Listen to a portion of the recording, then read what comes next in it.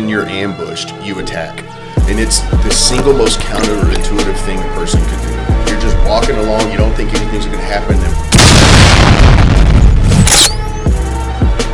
that's a trash stat. And it's true. Once you've decided to do this thing, even if it's just a task for the next hour, like do that thing. Like don't get distracted. Put your phone away. Do that thing, and you're just gonna move so much. You're gonna get so much more done. Yeah, I agree. You know, one thing that makes me think of is a quote: "Anything worth doing is worth doing right." You just got to keep putting one foot in front of another. Like it's painful. Just keep taking each steps closer, and like thinking about how much further you got. It's not going to help anything. Like if you just stop, like, oh, I can't keep going. It's better to be in pain, keep moving forward, than to be a hump drop. You know.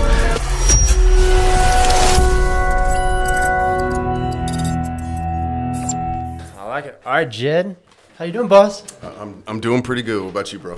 Doing good. All right, today diving in on Napoleon's Maxims of War. So I've been looking forward to. This is something I've read, but haven't really had anyone to talk to about it. So sure. Freaking stoked to dive in with you, talk to someone who's actually been to war and done, been through a lot of those things. So I guess we'll kind of dive in one by one, but I know you got some initial thoughts. Yeah, I mean, I'd never heard of this book before, so when you brought it up and then sent me a copy, I was very excited. I had a couple preliminary things on here just to kind of explain some of my thoughts through the rest of it. I put some of the stuff in here as general officer level strategy, which, you know, I'm not qualified to comment on because, you know, I was one of the NCOs, you know, more down in the trenches. So some of this stuff is above my pay grade. Let me see, what was the next one? Some of this stuff I commented on from my small unit level experience. So even though there might be some things I didn't comment on all because, again, it was much higher strategy level and I was more tactical level. But some of the stuff that even fit that category, I was like, okay, this is a higher level thing, but I was talking about it from my, you know, small unit experience level. So we'll get into that some more. And some of this I find to be great strategy at the time, but doesn't necessarily translate to modern equipment and how war is fought, you know, because every so often the whole way war is fought changes. Like, for instance, you know, for thousands of years, you know, the Eastern Asian, Eurasian steppe, you know, basically the Asia's version of the Great Plains, those horse archers, each successive tribe, you know, that was the greatest military in the world for thousands of years, culminating in the Mongols. But then gunpowder came out, and all of a sudden, these people that were threats, the biggest threat in the world for thousands of years, wasn't that much of a problem. Like warfare completely changed, and then, you know, on to, you know, the different ships, and then cannons getting better, and then going from sail power to, you know, coal power, and then oil powered, and on, like, you know. So every once in a while, there's big paradigm shifts in warfare, and some of this stuff is applicable past, present, future. Some of it's kind of outdated. So it's just, you know, my three preliminary. Some of the cavalry stuff in there. Yeah, so some of that stuff. Yeah, I like it. And so what, so you were enlisted an officer, right? Is that kind of the delineation? Yeah, and there's, you work hand in hand, but there's basically an inseparable gulf. Like, I mean, there's no crossing. Like, so you could have a guy that was enlisted. So basically officers go to college before they join the military. Enlisted, you know, doesn't. And you could have a guy that's been enlisted for 35 years, done 17 tours, all this other stuff. And then you could have a lieutenant that it's his first day in the Marine Corps. And the guy that's been in 35 years has to salute this kid that just came in. You know, it's just a different level. Now everyone respects everyone and all that, but it is vastly different. So I was a sergeant in the Marine Corps. And so you have non-commissioned officers, which, you know, is corporals and sergeants. Basically, we don't go to college. We didn't get a commissioning as an officer. It's just, that's what's called the NCOs. And that's typically the backbone of any military, is those, you know, mid-level enlisted. You have your higher enlisted that, you know, take care of things. That would be your staff non-commissioned officers. And then you have your actual officers that are, you know, start as lieutenants, and then they progress their way up to being generals and taking care of huge strategy and all that. Okay, gotcha. I like it. Well, diving into the first one, we'll kind of just go back and forth between ones that I'd noticed, you noticed, and which ones we had a question on. Let me see. I think...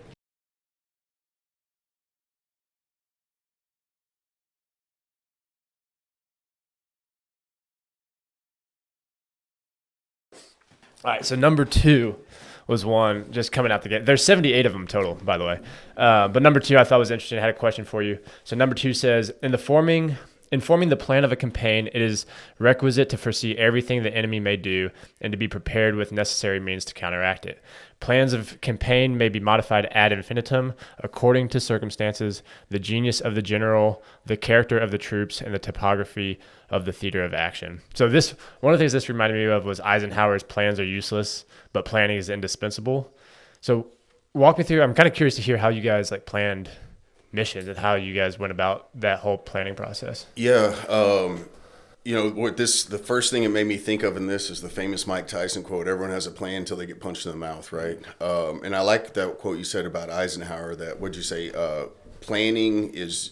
Plans are useless. Planning is indispensable. That's spot on. My two little notes I have on here is I put have a plan, but know it will fall apart anyway. Have a plan, but know that it will fall apart anyway, which dovetails nicely into that quote. And I put the second bullet point I had there is be well trained and make decisive decisions. Because just like, with Tyson or someone facing Tyson or anything else, you could have a game plan going into it, but almost as soon as the combat starts, whether it's hand-to-hand combat in a ring or, out on the streets of Fallujah or whatever it is, something's going to happen because the enemy or the opponent has a say in things too. So that's why you have to, and that goes back to being well trained, but make decisive decisions. Someone fighting Tyson, I'm going to jab them all night long, and that's not working out, but they're well trained in other things. They can just make changes on the fly. And same thing with a good military force. So you train as much as you can, make a good plan, know it's going to fall apart, but then rely on your training and quick decisive decisions. There's what's the quote that, I'm going to mess this quote up, but basically it's like a well-executed, aggressively pursued plan now is better than a perfect one later, something along those lines. And so we would, if we got tasked with a mission, okay, we have to go take this airport. This is our plan on how we're going to take the airport. But then you get there and XYZ's happening over here, and you didn't think you're going to have to deal with over there for 3 or 4 days. Well, you got to make adjustments on the fly. You don't got time to go sit down and have a long meeting. You got to be like, okay, this squad, y'all go over here and do this squad. And as everything's going on, and that's where it goes back to being super well trained and making decisive decisions. So, we would get tasked with, hey, let's drive from here to here, look for IEDs on the way, and see if anyone wants to start a gunfight with us. Basically move to contact, see if anyone wants to start something. And so that could be the plan, but if it's a 15-mile movement, you don't know at what stage along that movement the other team's going to decide to, hey, yeah, let's go ahead and attack this convoy or attack these guys that are out on patrol. You're kind of hoping it happens because that's the whole point of it. Hey, let's move from here to here and see if anything pops off. If it pops off, this is what we're going to do. But you don't know when it's going to pop off. You don't know how. You don't know how many. And then so once it does, and it might not, you might just go from point A to point B. And you just had a cruise through Iraq and, okay, get a little sightseeing tour and chill out and figure something the next day. Or as you're going along, an IED could come off, people ambush from one side or the other, and you got to make hasty adjustments on the fly. So it just really depends. How much time would you guys have to plan this? How long would it be from you guys were tasked to do something? And I'm sure it's different from hey, in a few days we need to take the airport to, hey, we're already on the ground and we got to go do this thing. But what's normally how long would it be from, hey, you're assigned this task to you guys out there and executing it? And then what did the time kind of in between those 2 points look like? So it'd be different for every unit. You could have one rifle company in one part of Iraq doing one thing, and their planning and operational tempo could be different than another Marine rifle company in another part doing something else. And then it could be different, with Army SOF or SEALs or, different units. It's not one straight answer, so it's kind of what I'm getting to there. Okay. And even with my unit, so my first deployment over there, we were the first force in, and we were tasked with taking Mosul. What year is this? 2003, March 2003. And so I assume there was a lot more planning on a strategic level going into that. Okay, we're invading a country. We're sending this unit to take this giant city. This giant city's close to Syria, and so there's going to be a lot of crossover there. And we're going to have them land at the airport, take the airport, then take the city. That's a lot of planning, and I'm sure a lot of planning went into it. My second deployment, I was in what they were calling the Triangle of Death at the time. This is 05, 06. It was my third deployment, but my second one to Iraq. And that was Fallujah, Baghdad, Ramadi area of operations. And that was the, I mean, outside of the heroes that did the second battle of Fallujah, like the big famous one prior to that, like that was probably arguably the second hottest time and the second hottest place. Still in Fallujah, but it was after all my boys went and did their thing in the famous big battle of Fallujah. But that triangle between Fallujah, Ramadi, and Baghdad was popping in 05, 06.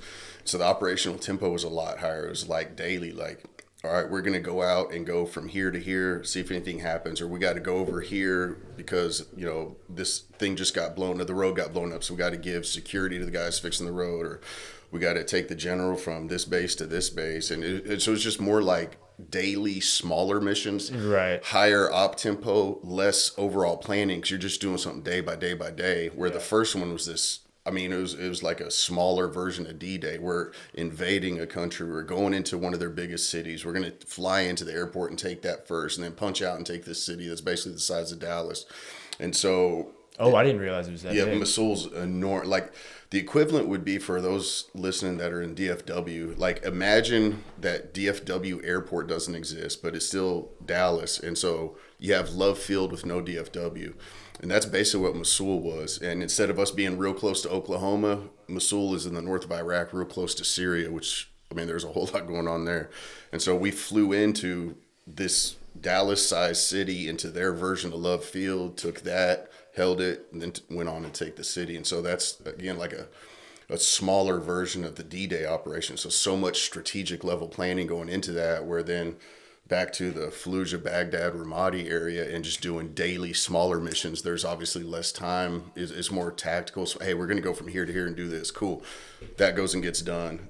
Either the next day or the day after, we're going from here to here to do this and accomplish this. Okay, what's the best plan? How many people are going? You know, who's the quick reaction force? Do we have any air support, helicopter support? Cool. Okay, this is the comms, ready, go. Like, it's much smaller and faster pace. So yeah. Dang. Holy moly.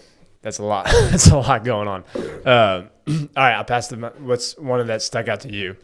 Put that mic a little bit closer. Sure. I've got a bunch too. We can go through those, or I didn't know if you had one that stuck out to you early on. I mean, I have comments on almost all of these. Oh, I got number 5. Okay, go ahead. As well. All right, number 5. All wars should be governed by certain principles. For every war should have a definite object and be conducted according to the rules of art. A war should only be undertaken with forces proportioned to the obstacles to be overcome. And the comment that popped out to me there, and I'm interested to hear what popped out to you, was a Bible verse, Luke 14:31-32, which says, "Or what king going out to encounter another king in war will not sit down first and deliberate whether he is able with 10,000 to meet him who comes against him with 20,000? And if not, while the other is yet a great way off, he sends a delegation and asks for peace." That's just... When I read that, I was like, man, that made me think of that verse. Just like, you know, basically make your plans. Hey, if I want to go do this, like going back to the Mosul thing. So this city the size of Dallas, we flew in with 600 guys. And so like someone had a plan like, hey, we think these 600 guys can take this version of Love Field and hold it against this city the size of Dallas, and then we could, and of course reinforcements came later, and so they had to think that, and they're like, okay, our 600 dudes with air support, of course, but 600 guys on the ground can go accomplish this. And if not, they probably would have waited till, you know, more came along, just like this is saying. And so that's what popped out to me there. What is that briefing like? Like when you're sitting there, I don't know how it works. You're there. I don't know if all 600 dudes are there, but you're told, hey, there's 600 of you guys are going to go land at this airport the size of DFW. The size of Love Field. Or the size of Love Field. Do you get to ask questions why? Or is it just like, hey, this is what we're doing, this is what we're going, and like break off into small teams? Or like, do they break down, hey, how much strategic insight do you get behind the decision? Versus, okay, this is what we're told to do, we're going to go do that? From my level and down, not much. So we were on a ship. We were floating around on a thing called a MEU, which is a Marine Expeditionary Unit. And there's always 2 out at all times, one from Camp Pendleton on the West Coast, and they're basically in charge of floating around Asia, Australia, parts of Africa, and there's always one from the East Coast from Camp Lejeune in charge of Europe, Africa, and what they call Southwest Asia, which is the Middle East. And so we're just floating around, and I was on my bunk. I had, it was a 3-stack bunk, and I was on the middle one watching our little 13-inch TV. And the programming got interrupted, and George W. Bush came on and basically said, "Hey, Saddam, you and your 2 sons got 72 hours to get out of Iraq." And I was like, well, he's obviously not going to say okay and pack up, and Bush ain't going to back away. So I immediately got out of the rack and went up to the Combat Information Center on the ship. Just it'd be like what you'd see in a Hollywood movie, like if they pan to a Navy ship and you see some dudes with like clear plexiglass maps and computers and cool green. That's what it is. Okay. So like the unit leaders, so platoon sergeants, the platoon commanders, company commanders, we're all up there, and they're basically saying, "Hey, yeah, we're going to, if he doesn't come out, we're going to go in." We're like, all right. So then I go brief my small group of guys. How many is that? At the time, 13. Okay. I had like an assault section. And so I say, "Hey, just FYI, you can't be calling back and saying we're about to invade in Iraq or anything like that. You can't be writing letters, but just, start packing your gear, make mental preparations, pack up your snacks, your tobacco, whatever else, get ready to go." And so then we took, so our ship sailed to Greece, and we took these smaller ships from that basically nest inside the bigger ship, and we take those to this Air Force base in Crete in Greece. Okay. And have you ever seen the show Band of Brothers? I have, yeah. My Okay. wife and I actually watched it probably 3 months ago or so. So when they're about to invade, do the D-Day information, they're on the air base, they're all camied up, the guys, giving themselves mohawks, and then the officer gets up and be like, "No landing today, pause for it was just like that. Like, so we were they're just sitting on the airfield. Yeah, so out. we go from big ship to little ship to this Air Force base in Greece, and they're like, "All right, we're flying into Iraq in 4 hours," and everyone's like, "Yo, it's game time!" Like, wow, what's this going to be like? And then so everyone's all hopped up, and they're like, "Oh, for whatever reason, the flights are delayed 6 hours. So, try to get some sleep or do whatever," but everyone's all jazzed up, so you can't sleep. And then all right, we're getting ready to go. And just like in Band of Brothers, they came back and they're like, "Okay, it's delayed again." I want to say it was delayed like every 6 hours for like 2 or 3 days. And so everyone's like so tired, because eventually you're just falling asleep from being just being up for so long. Yeah. But you couldn't just rack out and take a nap, because you're thinking every 6 hours you're going. And anyway, we ended up flying in. I forgot the point of your question. I'm sorry. Just reminiscing. How long was the flight from Greece to Mosul? It didn't seem that long. 3-4 hours maybe. 3 or 4 hours? Yeah. God. So I think you asked how much was I involved in the strategic planning going in. Yeah, how much insight did you have into it? Yeah. Not much. It was basically just in that Combat Information Center saying, "Hey, odds are we're going in, because odds are Saddam and his sons aren't going to just abandon their country." And past that, it was just like, "Hey, go here, do this." Because anyone that's been in the military knows it's mostly a game of hurry up and wait. Like, "Hey, we need to do this." So you hurry up and go there and do that, and then you wait. And then you hurry up and do this, and then you wait. That's one of the main things you learn, is to get places early and be okay waiting. And so after the initial one, everything's at a much higher level. The generals will make their plans. They'll pass it down to the battalion commanders, who's usually a lieutenant colonel. The lieutenant colonel will tell his company commanders, who are captains. And the captains will have a meeting with his officers and usually the staff NCOs. But at that time, it's just saying, "Hey, show up here and do this." And you're just like, "Roger that," and you go and do it. Interesting. Yeah, what stuck out to me, and this is more on the business side, but the comment that he made of every war should have a definite object. Just as one thing, just throughout business, throughout life, I think it's so easy to forget, hey, what am I actually trying to do right now? Yeah. Where am I headed? What am I doing? And even if the company sometimes the company won't even have a mission that it knows what's doing. It's just profit. And sometimes it's, okay, that's the big one, but what's my piece of this puzzle? What's the object I'm trying to get to within this broader context of whether it's a company, whether it's life or whatever it is, actually having, hey, this is the defined object that I'm going after for this. I think it's really easy. It's one of those things that's super simple, but just so easy to overlook. And I agree. And one thing we would do, especially on a tactical level, is basically reverse planning, back planning. So let's say the objective is, go take this building by 2,200 hours. Well, how long should it probably take to get to that building? Well, let's say 2 hours. Okay, so now we're at 8 p.m. Right? So let's say we got to take it at 10 p.m. and we think it'll take us 2 hours to get there. Okay, and so back plan, and that gets us, all right, we need to leave no later than 8 p.m. So that means we should probably stage at 7:30. That way, we can do gear check, whatever else. Okay, and if we do need to do that, then we should probably have a nice meal at 5:30. Nice meal at MRE, whatever. But just sitting down and having something to eat at this time.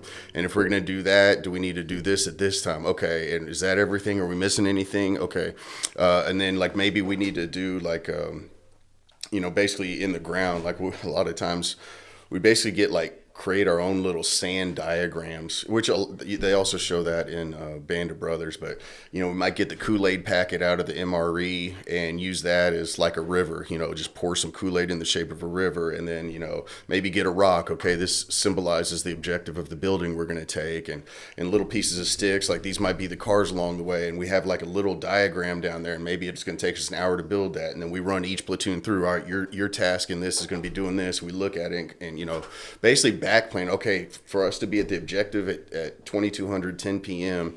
and to do all these steps before, that means we need to start doing this stuff at 12. And it's kind of made me think of it with what you're saying, having an objective in the planning. Like, okay, this is the objective. These are the steps we think we need to take realistically to accomplish that objective. And back planning each of those steps, that means we need to kick off this mission at noon in order to do step A, B, C, D, E, F to accomplish the mission at 10 type of thing. Yeah. Start with the end in mind is a phrase. I forget one of the business books, but that's same thing. Yes. What's the end goal? Work your way back. That's awesome. All right. I got no, and if I pass any of the ones that you had like some really serious thoughts on, let me know. I got 11 next. Okay. How long is this one? Let me make sure it's not too long. Okay. 11, to direct operations with lines far removed from each other and without communications is to commit a fault which always gives birth to a second. I'll just leave it at that because that was the main part that I like. To direct operations with lines far removed from each other and without communications is to commit a fault which always gives birth to a second. And this one, I think, I feel like in the military books I've read, that's very common. But I think especially in like the remote environment of work today, it's so easy to under communicate. Yes. And just not be on the same page with each other, right? And it's a lot easier to think that you're aligned with everybody and that everyone else knows what you're doing. Like when you're in your seat, you kind of have this like default assumption of like people know what I'm doing, people know where I'm headed, people know what's going on. And in reality, like that's like you have to communicate so much to get everyone on the same page. And yeah, so that's just what it made me think of. And I like the way he put it, to under communicate is to commit a fault, which always gives birth to a second, because it just creates problems after problems after problems after problems. And sometimes it's even like hard to actually tie those problems back to like, it's so easy to overlook like, oh, this problem came because of under communication. You just see the problems like, oh, I don't know where that problem came. It just like popped up out of nowhere. When in reality, it's like, hey, we weren't talking. Yes. And just super prevalent, I feel like, in a remote work environment where, I mean, it's just like being remote. I would imagine like operationally, like if you can see each other, if you're sitting at an office and you're right next to somebody, you hear them talking all day, you hear what they're doing, you see what they're doing, versus when you're on Zoom, like maybe like if we worked in an office together, I would see you for 9 hours a day and I would know exactly what you're doing. I would hear who you're talking to. I would hear how you're talking to them. Whereas in the remote environment, we may talk for 5 minutes a day, or we may go 2 days without even talking to each other. And that distinction, to me, and I know it's a big topic these days, but that has a much bigger impact on people's understanding of what everyone's doing, what all is going on, than I think people give credit for. So anyway, that was my kind of 2 cents. No, I agree wholeheartedly. Business, relationships, communication, not only communicating, but understanding the communication is so vital. Like, I hear you're saying this. This is how I take it. Is that what you mean? No, I actually meant it like this. Okay, and then clarifying that. I got to say, that's one of the things the Marine Corps, and again, like I got to talk from my perspective. That's where I live. The Marine Corps infantry, small unit stuff. The Marine Corps is excellent communicating. They'll tell you something, they'll tell you again, they'll tell you over and over, and then the next person's. It's kind of like that scene in Office Space where Peter gets told 9 times from 8 different bosses about his TPS reports. Like, there's a lot of Marine Corps in that. It's like this guy's going to tell you, then this guy's going to come by and tell you, and this guy's going to come by and tell you, then someone else is going to come by and check that these guys told you. And then, of course, with all the different comm gears and hand signals, like, communication is vital. Yeah. I agree. Yeah, it's one of the things, the lessons I've learned over time. And it's funny because I look back and I was definitely, I've been in a situation where, man, like they've said that so many times. But now that I've kind of grown into more leadership roles, like I realize like I can say something 3 times and that's undercommunicated. But that's also just like a poor baseline. I think like our expectation is that we only have to say something once and people are going to remember it. But the fact is, like, if you say a million things over the course of the day and the thing that you actually prioritize you just said once, to everyone else that's weighted the same. Like if you said 100 different things, they're all weighted equally. If you said one thing though 10 times over and over throughout that, and so one thing was said 10 times and then the other 90 were all said one, now that thing is actually emphasized. And so I think like that was my tendency early on to be like, well, I said it, and like, why don't people understand, or why aren't people following what I said, or understanding what I said? And it's like, well, you only said it once, dummy. Like you got to say it like way more times and actually like really communicate and spend the time over communicating and really just recalibrate like, hey, what should be the baseline of how many times you have to say something before like you should expect somebody else to actually have digested it. And I think recalibrating that, like I think our default calibration is 1, and really like the default calibration should be at least 10. Like once you've said it 10 times, like now you can expect somebody to actually have like really digested it. But if you just said it once, like that's on you, or even just said it 5 times, like that's kind of on you because you're the one under communicating there. Anyways, I like that one. Number 50, like I said, if I pass any out, No, it's all good. let me know. So number 15, this one I have marked this as dense, so it must be pretty dense. All right, I'm at 14. Okay. And just this is so like, for anyone watching, if I'm moving around a lot, like, I hurt my back in Iraq, and so like it gives me a hard time. So I'm not like, whatever, just FYI. But I was hanging out with some people the other day, and I was adjusting my back because it had seized up on me real bad, and I was just like, oh, they're like, how'd that happen? I was telling them, how it happened, and they were saying, so was combat the worst part of being in the Marines? I said, actually, no. I said, the single worst thing I ever went through was cold weather training. It was terrible. They're like, it was worse than combat? I said, yes, in so many ways it was worse than combat. All right. So that not only was that clearly a significant impact, like it was the worst part of a tough 7-year Marine Corps career was cold weather training. Where's this at? So the Mountain Warfare Training Center's in the Sierra Nevada mountains in California. Yeah. And then so it was 6 weeks there, and then we come home for like a week, and then it was a month in Norway. So it was a 10-week training package with like a week off in between. And Norway was a lot better than Bridgeport. Bridgeport was, I can't specify how terrible it was. So A, it sticks with me. B, someone had just asked me about it recently, and then as we're going to 15, I saw 14. So I'll read 14 if that's all right. Yeah, do it. It says, among mountains, a great number of positions are always to be found very strong in themselves, in which it is dangerous to attack. The character of this mode of warfare consists in occupying camps on the flanks or in the rear of the enemy, leaving him only the alternative of abandoning his position without fighting to take up another in the rear, or to descend from it in order to attack you. In mountain warfare, the assailant has always the disadvantage. Even in offensive warfare in the open field, the great secret consists in defensive combats and in obliging the enemy to attack. In my 2 notes I put on here, I put agreed. Mountain warfare is next level, because I can't express how terrible it is just surviving in it, but then like trying to do missions, and this wasn't even actual combat. This is just, play training combat. It's just terrible. And so it's hard on the body. It's hard on the mind. It's hard on the gear. It's hard. It literally is next level. And then I put Swiss, Norwegians, Finns, etc. So the Swiss are this tiny little country, they always claim neutrality. But the other thing is, they got so much money, but they also have almost this impregnable position. Like they give all their citizens rifles, and then over history, like if something was going to pop off, they'd plant bombs under all their own bridges. And that way, if someone decided to invade them, even though they're neutral, All they have to do is blow those bridges. This is, of course, especially pre-advanced aircraft. Now with special helicopters and planes, I'm sure it could be done. But the principle holds the same. So if someone had wanted to invade them, they press a few buttons, all the bridges into the country are blown up. And then one dude on a mountain with a rifle that knows how to use it, as people are trying to walk up this mountain, like he could hold off all of them. And then if he's got 1,000 buddies strategically placed around the other mountains at all the passes into the country, like, I mean, that's one of the reasons why Switzerland is so neutral and no one ever messes with it, because they have, like, I mean, it just is such a great strategic position.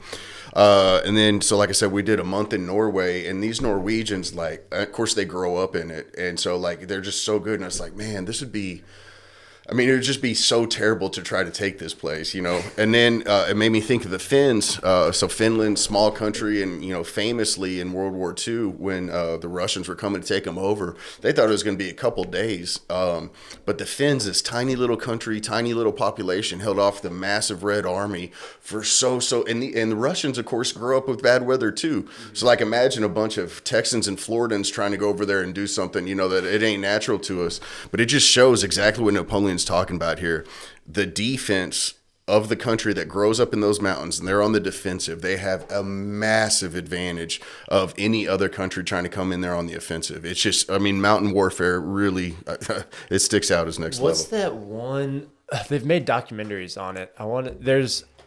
And gosh, I want to say it was Afghanistan, where there was an American base that's literally in the middle of like a valley, and they were just always getting shot at and mortared. Like, I want to say it's Kandahar's not the right word, because that's a bigger base. Yeah, I think that's the base where Dakota Meyer got his Medal of Honor. Oh yeah, I think that's what that's happened. A wild story. Yeah, I guess he's a Marine, right? Yeah, that's right. A Marine. Yeah. What year was that?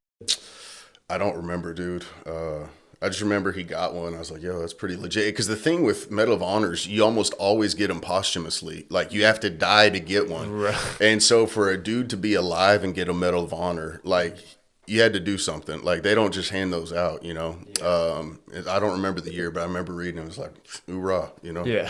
So what, in the cold mountain training, were you guys just out on the mountain, cold as can be for? Yeah, so Bridgeport, so keep this in most...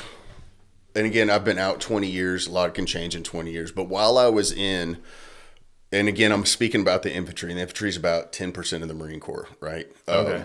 The rest of the Marine Corps, you know, they're still Marines. But like, I didn't live that life, so I can't speak to that. Okay. So in the infantry, while I was in, most of the infantry consists of poor dudes from the South, right? Black, white, Mexican, doesn't matter. You're a poor kid from the South, right? 'Cause most rich kids don't go in, though there's some rich kids, right? And there is representation from across the country, you know, from Michigan, New England, Washington State. I mean, there's people from everywhere. But I would say over 50% of the infantry was poor dudes from the South. And what do poor dudes from the South not do? Go on ski vacations, right? And, you know, because we're just, you know, when it's Christmas break, we're hanging out in the neighborhood, riding bikes, working on a car, you know, whatever, right, doing southern things. You're not going to Aspen and learning how to snow when you're 6 or 8 or whatever. Okay. And so we go to Bridgeport, and you have a barracks, and you're in the barracks for one. I think it was on Sunday. We're in the barracks, and then you're up on the mountain for 6 days, and then you come down in basically a day to eat some real food, clean your gear, clean your weapon, get a little sleep in a warm place, then back up the mountain. And I want to say, so a company's about 150 guys. I don't have a solid number. If I had to guess, I would say there's only about 15 of us that went up and down and did all 6 weeks, all 6 days. So like, you got to figure 90% rate of either frostbite, injury, like, cause we didn't, like, you don't get these great skiing lessons. Right. So they basically say, okay, you hold your arms like this for the poles. And if you need to slow down, you do your feet like this, and they're like, ready, go. And so you have all these dudes that have never skied before in their life, and they're like, ready, go. And you basically just go down a mountain. You could just imagine the chaos. Like, if there was YouTube back then, it would have got so many views, like just Marines crashing into each other by the dozens, you know. And so you got broken leg here, broken ankle here, smashed up face here. All right, go back up, do it again. And it's just like, okay, so they just throw you in there. Do you have a ruck on? Yeah, you got your pack, you got your rifle, you got like I mean, all this stuff. It's just chaos. And then like and some of it was so bad. Like we had guys that would intentionally take their gloves off at night, just leave them in the snow so they just catch frostbite, so they wouldn't have to keep training. And like you had to make your own water, and so you had to get snow, boil it. Well, if you get a canteen cup worth of snow and boil it, you have like a teaspoon of water, and so you just got to keep doing that. And so people were like, "Man, forget this. I'll just dehydrate." A, to save myself the effort on, like, who cares about boiling snow? And then B, if I'm dehydrated and I get medevaced, I don't have to keep doing this terrible training. So like, we had injury after injury, some caused on accident, some intentionally hurt. We had dehydrated people. I mean, it was just absolute chaos, and it was miserable. And so, yeah, it was wild. Was that before 9/11? Like before you? Well, I guess no. We went. I think it was it was right after. I think we went there at the end of 2001. I think it was because like I said, it was 10 weeks, so 2.5 months. I want to say it was like December of 2001 to like February 2002. I think is when we did cold weather training. Okay. Did you ever have to did you have any combat in the mountains? No, by God's grace, no. Like, like that would, it just. Because there was some in Afghanistan, right? Yeah, which I never went to. I just went to Iraq twice. So yeah, I'm sure some of those guys, because guys will transfer, like as they re-enlist and XYZ happens, guys will move from one unit to another. And so I'm sure some of the guys that I went through cold weather training with, went through it with, ended up going to Afghanistan. But then units constantly are going through. It wasn't just my unit that went to cold weather training course. So like tons of dudes that went through the Mountain Warfare Training Center ended up going to Afghanistan, and I'm sure it paid dividends. Yeah. But I bet even they would say, even the dudes that ended up fighting in Afghanistan, I bet they would say cold weather training was worse. It's just miserable. Oh man. All right, hit me with 15. That was 14. 15. The first consideration with a general who offers battle should be the glory and honor of his arms, and then number 2, the safety and preservation of his men is only the second.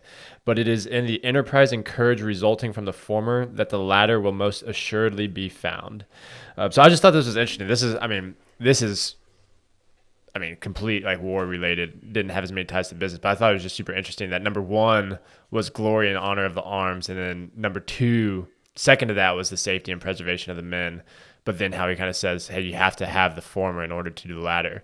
And one of the things, it made me think about you, because outside looking in, and this is someone not in the military, I feel like I always hear the Marines, like the culture of the Marines compared to the other branches seems to be like the culture where like it's just like the highest standard, it sounds like. Because you have like the special ops units and that stuff, but every time, like whenever I hear it's like the Marines, it's like, you hear people who have been in other military services, like Jocko, all the time. And I hear other people who are like SEALs or Dust Force. I don't know them, but I've heard them talk.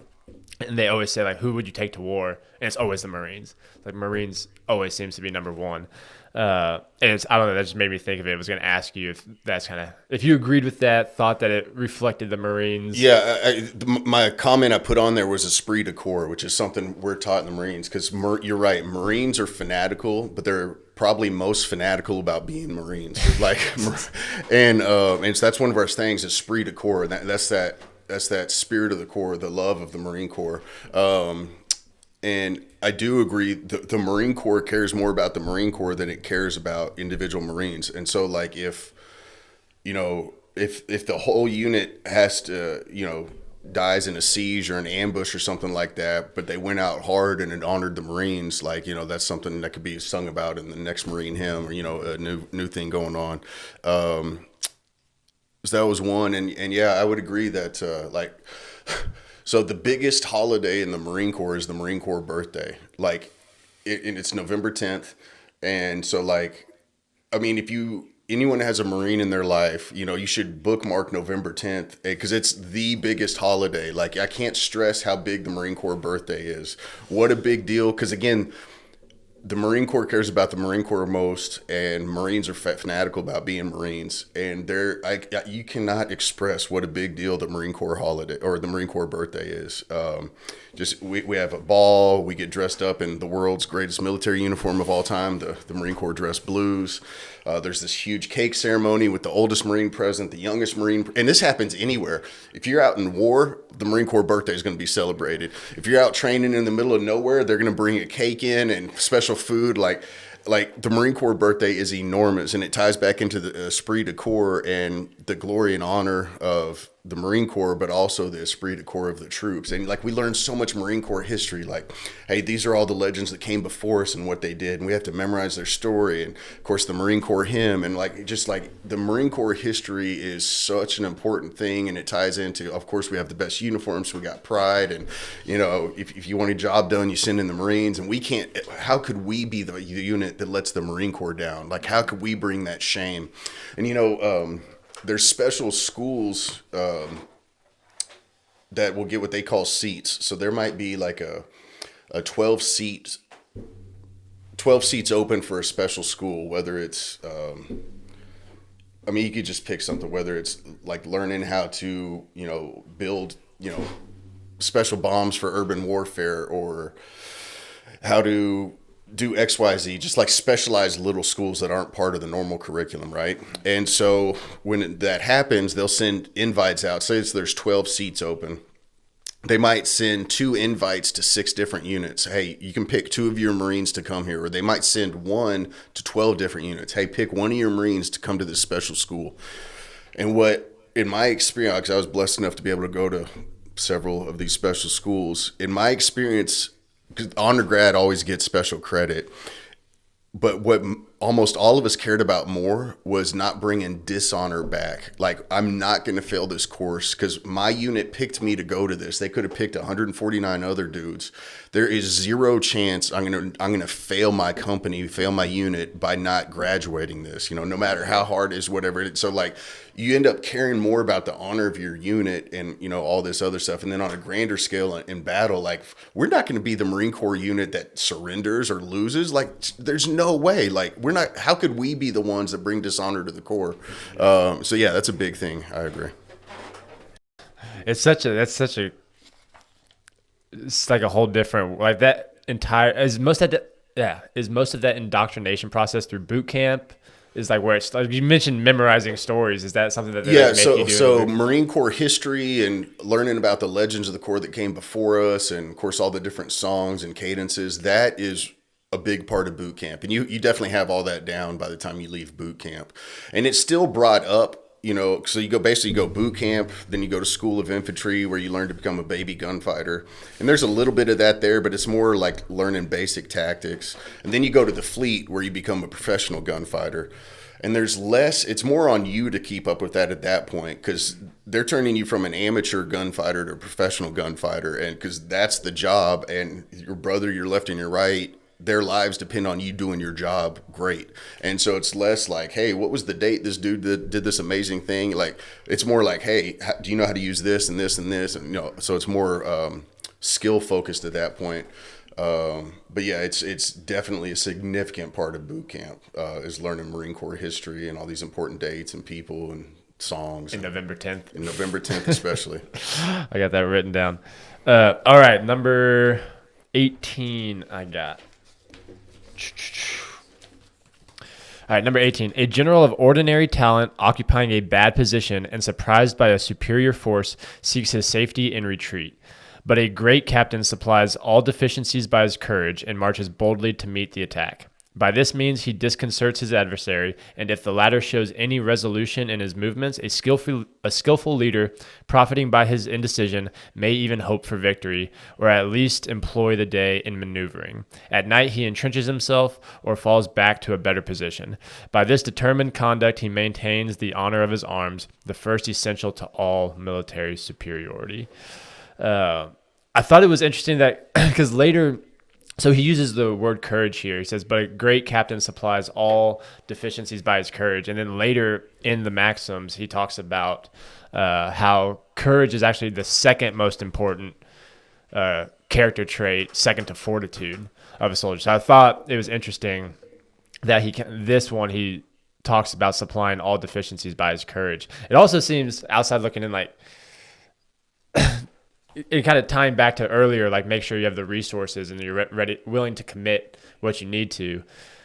Like how much can there, like what's the threshold of how much that courage can overcompensate for with the resources that you have on hand? I don't know the answer to any of those things, but it's just like questions that popped into my mind. Yeah. Like how do you kind of balance that and make sure that your courage doesn't get you and everybody slaughtered at the wrong time? Yeah, I think it's a sliding scale. Going back to Band of Brothers, Captain Sobel, Ross from Friends. Remember just that terrible company commander? Bad leader, yeah. And they were practicing in England, and they're doing like a land nav to an objective, and he's like, "Oh, tally ho, follow," or "Hi-ho, silver," or something, and he runs right into an ambush.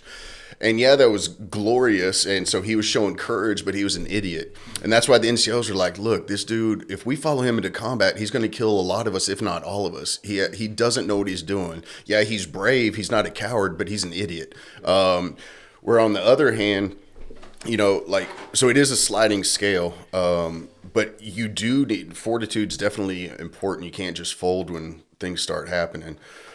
But courage also is. And so an ambush could happen in a variety of ways, but simplifying it, keeping to two. You could mess up, like you're not paying attention to signs, and like you left at the wrong time, you went to the wrong place, and you're not paying attention while you're on the way. You're not picking up the signs that kind of give you. So you could mess up, and that's why you get ambushed. Or because remember, the enemy always, or the opponent, however you want to phrase it, always has a say in things. And so maybe they're just really good. Maybe it's not their first rodeo. Maybe they've done this, like take the Vietnamese, right? By the time we got there, they've been fighting the French for a long time. It wasn't their first rodeo. And so, yeah, I'm sure there was endless mistakes on our side, but also the other side knows what they're doing and they got a say in things. But so regardless, whether it's you and your team made a mistake and that's why you're getting ambushed now, or because the other team was so well prepared and they waited for 18 hours for you and all this other stuff and they just did a good job. Either way, we're taught if/when you're ambushed, you attack. And it's the single most counterintuitive thing a person could do. Like you're just walking along, you don't think anything's going to happen, then boom, bombs go off, bullets start flying. Like the intuition is to like get as small as you can, hit the ground, or to bail out of there, right?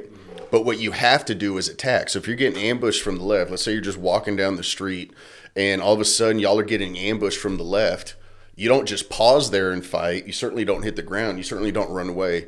You turn and you attack. And that was the note I put on here, when ambushed, attack. And so, yeah, maybe a third of you or half of you get taken out of the fight instantly because you're caught off guard. If the rest of you want to survive and or get payback, you have to turn and attack immediately. Like that's the only option, and it made me think of that on this. Yeah. All right, number 20. Did you ever get ambushed?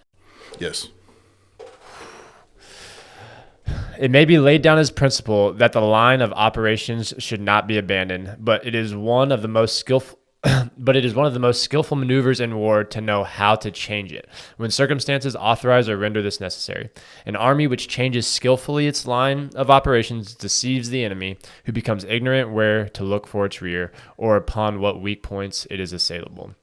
And I was thinking about this from the business perspective of how just pivoting, like how skillful you have to be in order to pivot, or we talked about communicating earlier, like going from, hey, we're headed this direction to everybody coordinated in one movement going in this direction instead, and making that tweak is like something that takes a lot of skill to do. And something I definitely need a lot more work doing, but it kind of this was just another one of those war analogies that I felt like applied to life and the business things of just like, hey, if everyone is headed this direction and you've invested all this time into heading this direction, and everyone is in the middle of their shit, like working in this direction, to coordinate and communicate all of that to change direction and head this way was just an extremely difficult thing to do.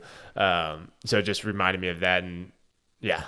Yeah. So for me, that was one of the ones that I thought is more of a higher level as far as war, that'd be more of a general officer level, high level strategic thing. Is because it's small unit, we're so small and agile. Like if we're gonna go take a building, we're planning on going in this door, but it looks like maybe they got a machine gun trained on that door, so let's blow a hole in the wall and go in through the wall, or maybe we try to find a way to go in through the, like that's pretty easy to do because it's you and 11 of your bros, and so like you can shift real easy on that level.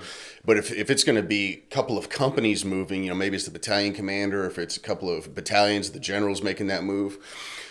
But kind of if we're doing an in-between from business and war, a nice middle ground would be boot camp, because like boot camp's like it certainly isn't war, but it's not business. So it's kind of like a nice, which is the whole point of it. Basically, all boot camp does is take people from being civilians and teaching them how to dress and talk and walk like a Marine.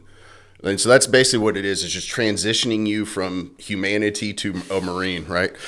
And so it's a nice kind of middle ground between humanity / business and like actual war would be boot camp. But as you were reading that, it made me think of like all the pivoting is when the drill instructors have you out there and he's got 103 guys marching in step, and he's coming at another one, and they're coming at each other pretty quick, and this one pivots 103 guys this way, this one pivots his 117 guys that way, no one misses a beat, and then they bring them back on, and just it's pretty cool to watch. And that made me think of that, just pivoting a big unit like on the move like that would be kind of a middle ground transition. Well, it's interesting and this kind of circles back to one of your initial thoughts of just like the difference that technology has made between like Napoleon's time and our time, where like back in his day it would be whatever, all of his infantry or all of his cavalry like all in a line and like all facing this direction and trying to move it, like both fronts essentially like attacking head on, and then the outside's trying to flank each other.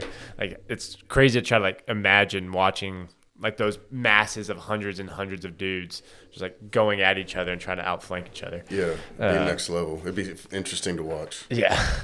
All right. Oh, I skip a lot now. Do you have any between 20?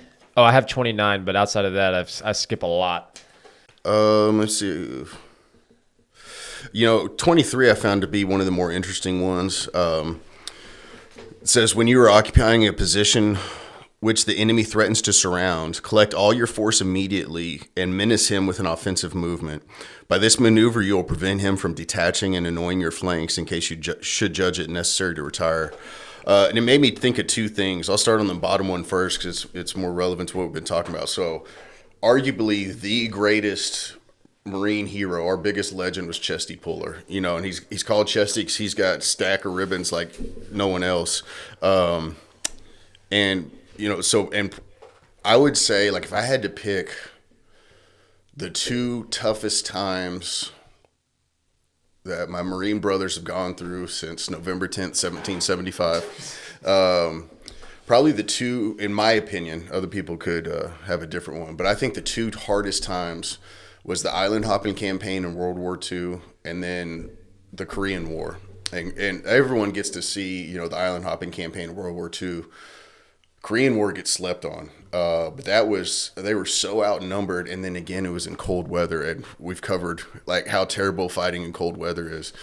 But there was a time there at the Frozen Chosen's the most famous battle, the Chosen Reservoir, and it's Frozen Chosen because it was so freezing. But Chesty and his guys were surrounded by gazillions of Koreans and Chinese, and basically he's like, so what, like, it makes it easy, we can just fire any direction, like and it's such a good mindset because so many other people would be like, oh no, we're surrounded, and he's like, cool, like we don't have to figure out where to go, they're everywhere, just point outward and get to business. Yeah. And then it also made me think of a much more ancient time when Julius Caesar at the Battle of Alesia during the Gallic Wars with Vercingetorix, he was taking siege to this one place, and he built an encampment around it so they couldn't get out. Because you remember, the Roman legionary he was half sword fighter, but he was half construction worker, and they just did the most amazing things overnight. So he had his guys build basically a small fortress around the fortress they were sieging so no one could get out. But they had gotten word, I guess, before they did that, Vercingetorix and his Gauls, to like their neighboring tribes, hey, come help us out, these Romans are here. And Caesar found out this reinforcement team was getting here, and I think Vercingetorix thought, okay, since he knows they're coming, the Romans will bail out, we can get out of here, come up with a plan, battle another day. Caesar wasn't having any of that. He's like, I ain't giving up. So he had his guys build another ring around the ring they built.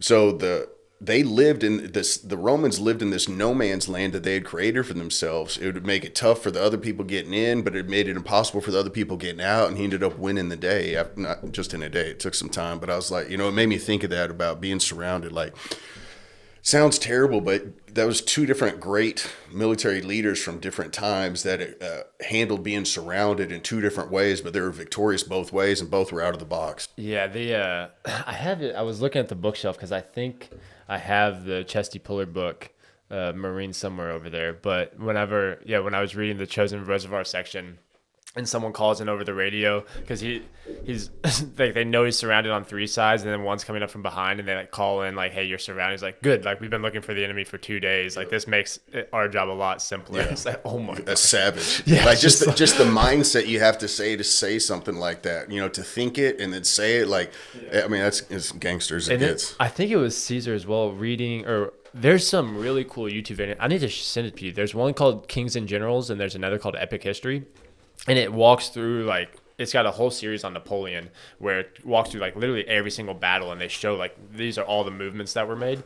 But one of the things that Caesar did, and I believe it was Caesar with the Roman legion, they would, like, build bridges to cross a river and then destroy the bridge after, like, in the matter of hours. Like, they would just build a bridge, have the entire army cross it, like, over a day because the army's so dang big, and then they would just destroy the bridge afterward. Like, there was one where I don't know if it's the Rubiton, they build a bridge, cross it, go fight a war, come back, build a bridge again to cross it again, and just destroy the bridge again. And it's just like the operational effectiveness of those guys. Just be like, yep, we need to build a bridge, like build it, boom, destroy it. Yeah, I agree. Like, some things, like there's so many memes, like every dude's fascinated by the Roman Empire. And that may be true, but I'm certainly one of them. And like one of the things that fascinates me is the gladius, the Roman short sword, which, the gladiators were named after, but the gladius, up until like 1990 or 2000 something, it was the single weapon in human history that had killed the most people. And when you think about all the bombs, all the bullets, like the AK eventually passed it up. But for thousands of years, this one particular sword had killed more people than, and it's like, that's such a crazy stat. And then also like you're saying, the Roman legionary, they're great sword fighters. They win all these battles, all this other stuff.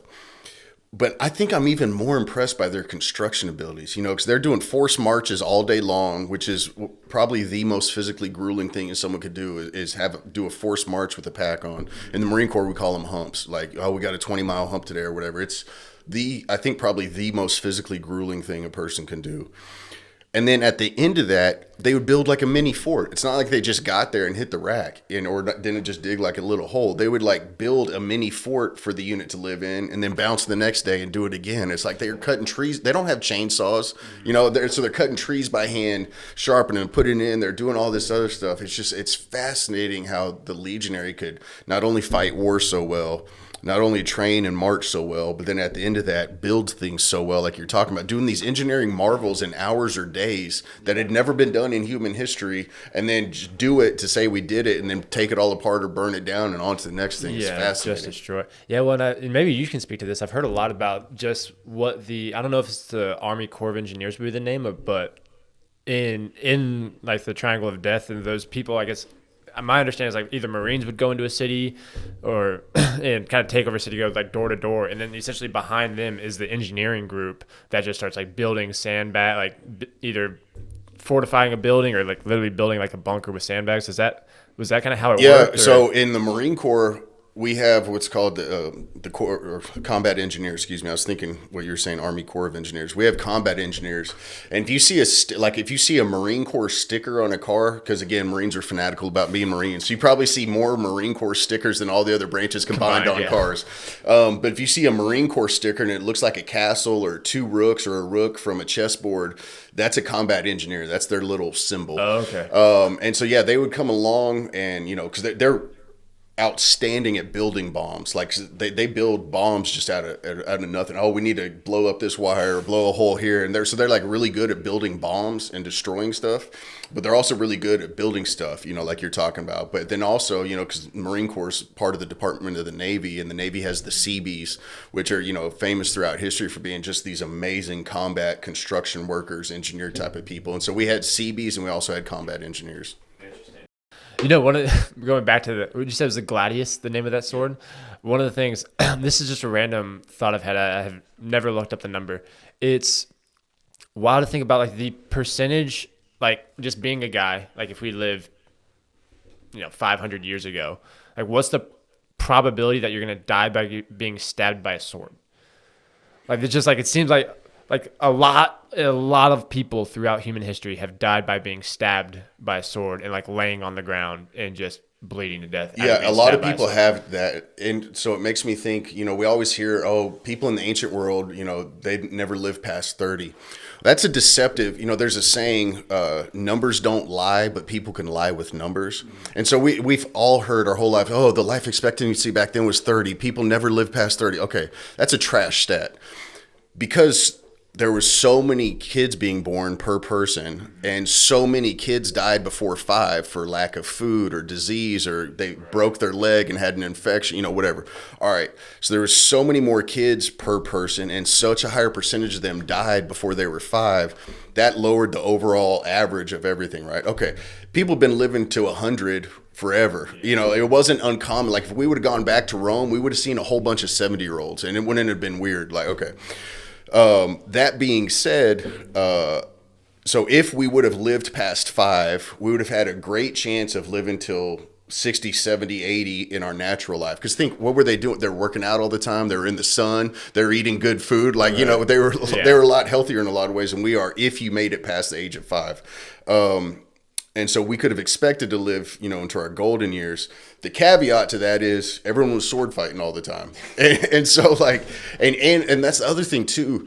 People wanted to. Yeah. Like, it was something you looked forward to, because not only do you get to prove that you're a man, right? But then also you get to take the spoils of war. You and your bros took out this. Well, guess what? You get all their stuff now. So now you just got like 5 years worth of riches, and you feel like, so like, there would have been a high likelihood of dying by sword blade. Yeah. I think that's one of the, it's kind of like an ugly thing about humanity that I think a lot of people, including myself, like, don't really think about a lot. This is random. Have you ever seen the play Hamilton? That's kind of new. Yes. So in Hamilton's like one of our founding fathers. Right. And they even say it in the play, like, there's a song about it. And early on, he talks about how he longs for war because he's a young kid who's an immigrant, orphan, and he's longing for war because that's his best chance to go to climb the status class and make it to where he wants to be. And so, like, what that means is, like, the guy, one of our core founding fathers, like, that dude longed for war, like, was great at it, like, ended up, like, winning the battle, but, like, make no mistake about it, like, he had a bias to want to go to war and to go to fight because he wanted to climb the ladder. And, like, it's like an interesting thing to, like, really think about and digest of, like, hey, like, I long for a war. Like, that is what I'm hoping happens. And because through that path, I can get to where I want to get to.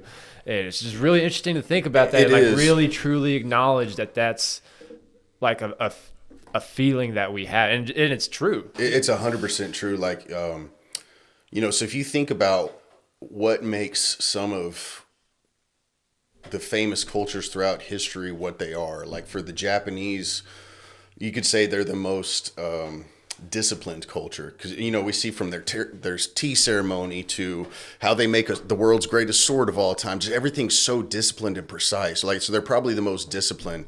The Germans, so let's say the Japanese are the most disciplined. The Germans might be the most precise, from making manufacturing to the way they march and everything else. They might be the most precise. Americans, arguably the most innovative, because we have so much freedom and everyone feeding off each other. And so, like, think of all the inventions America's given the world. We're probably the most innovative. The Romans were the most ambitious. Like, if you had to put a one word on them, what drove Roman society was ambition. And they didn't care so much about money or fame or power, but they wanted the ambition and the glory. And so they got money and power and fame in order to get ambition, right? Or to get glory to the empire and to their family. And it's talking about, like, these guys, much like Hamilton, wanted to go to war because they could prove themselves, and they wanted to do that. And then they wanted to take the spoils. Like, hey, I go do this, we take over this town. Well, guess what? Everything in that town is ours now. And it's just a different time, different mindset. Yeah, it's going back to the tribalism from way back in the day. It's scary, scary stuff. All right, I got number 29. When you have resolved to fight a battle, collect your whole force. Dispense with nothing. A single battalion sometimes decides the day. So I thought that one was great. This one actually, this is a kind of hard, like, analogy might stretch a little bit too far, but one of the things that this made me think of was, especially now with like parenting, and like between work and parenting and like all the things that you have in life, like whatever you are doing right now, do that 100%. And I still like fail at this all the time, but like it's so easy when you're with your kids to be, physically with your kids, but mentally like you're off in work or doing whatever you are. And it's easy at work to be doing the same thing. Like, hey, I'm at work, but I'm actually thinking about my kids and my family and those things. And act like, hey, once you've decided to do something, once you sit down and actually start doing something, like do that, do it 100%, and just go all in. And kind of one of the things I've realized now, if I actually say I normally work more than 8 hours, but say it's an 8-hour day. If I actually like laser focus in and like have like, I got to get this done today, I got to get this done today, I got to get this done today, and dedicate my entire energy and focus into doing those things, you can get so much farther by doing that. And then saying, okay, like now when my family's home, I'm completely detached from work. Like the life balance, and I'm young and early on in parenting career, so take everything I say with a grain of salt here, but it allows you to be much more effective in each one of those buckets. And it's just so easy to get distracted and not put your full effort into things and just like kind of like half-ass go through things. So it's kind of like a stretch, but that was one of the things that one made me think of. It's just like, hey, once you've decided to do this thing, even if it's just a task for the next hour, like do that thing. Like don't get distracted, put your phone away, and like do that thing. And you're just going to move so much. You're going to get so much more done. Yeah, I agree. One thing that makes me think of is a quote: "Anything worth doing is worth doing right." And I do that too, because I agree. Like I'd be in mission mode, and I'd have my schedule and be like, okay, if I'm going to be at the gym and I need to, it goes back to the back planning we were talking about earlier. Okay, if I'm going to be at the gym and I needed 2 hours to get everything done, I'm going to get done. Well, that doesn't include 30 minutes of chit chat with people that come up and like, hey, hey, I'm here to do this. Like I'm on mission mode here. And then I got 15 minutes to get to the house and then 15 minutes to shower. And then I'm going to designate these next 2 hours to hang out with family. Cool. I'm all in on that. All right. Then I got to study for this amount of time. Boom, boom, boom. And again, like there's some wiggle room there because life it goes back to talking about a plan. Everyone has a plan, but other things come up. So yeah, I agree. Yeah, that's a good one. All right, I'm skipping. You got any between 29 and 58? Because I skip a bunch. Let me see. I got some stuff. Let me see if anything's like super important.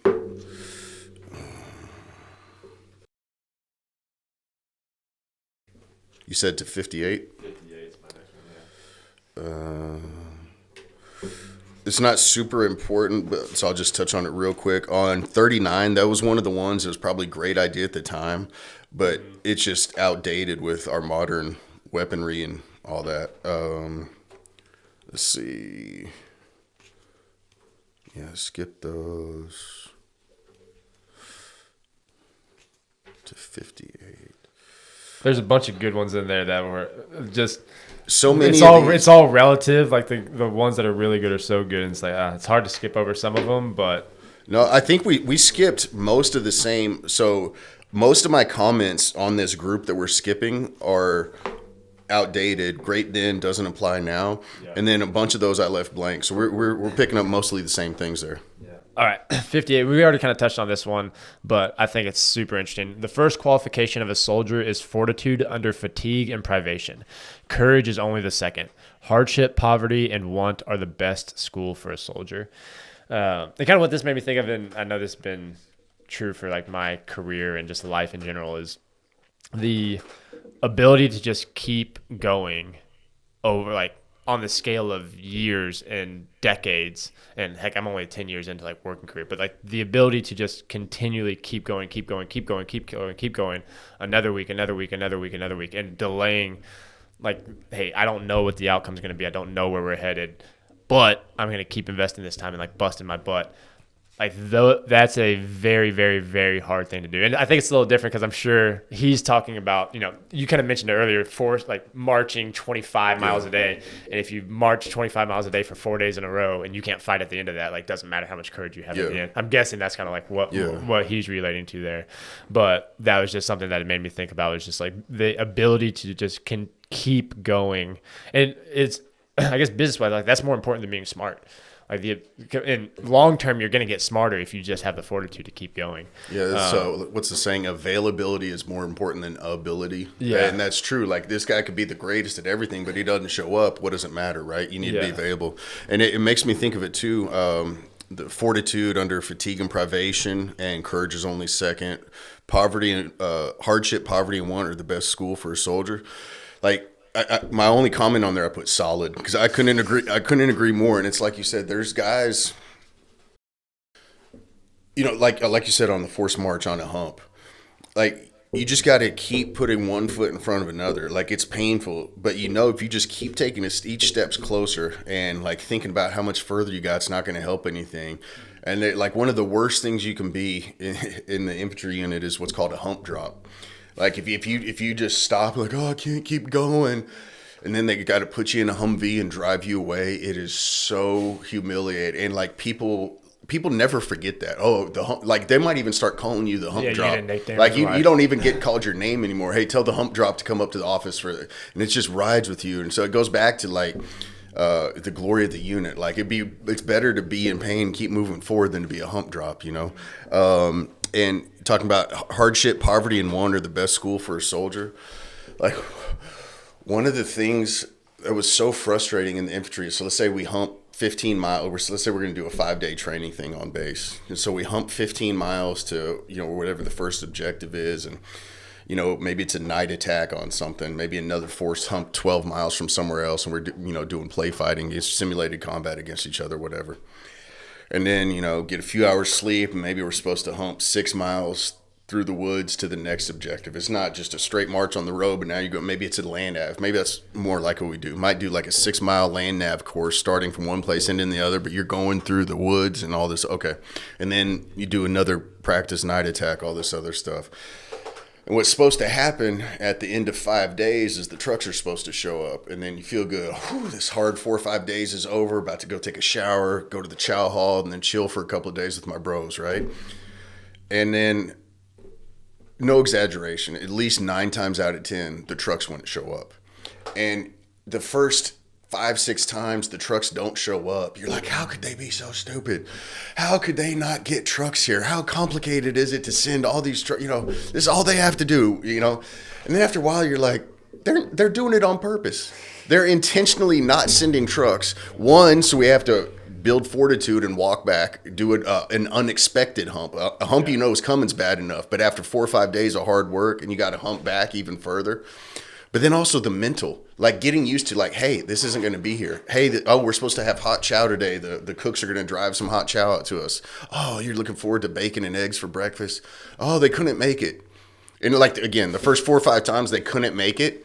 But like after that, you're like, they're building your hopes and just getting you used to going up and down. Okay, it's going to be a cold MRE for breakfast.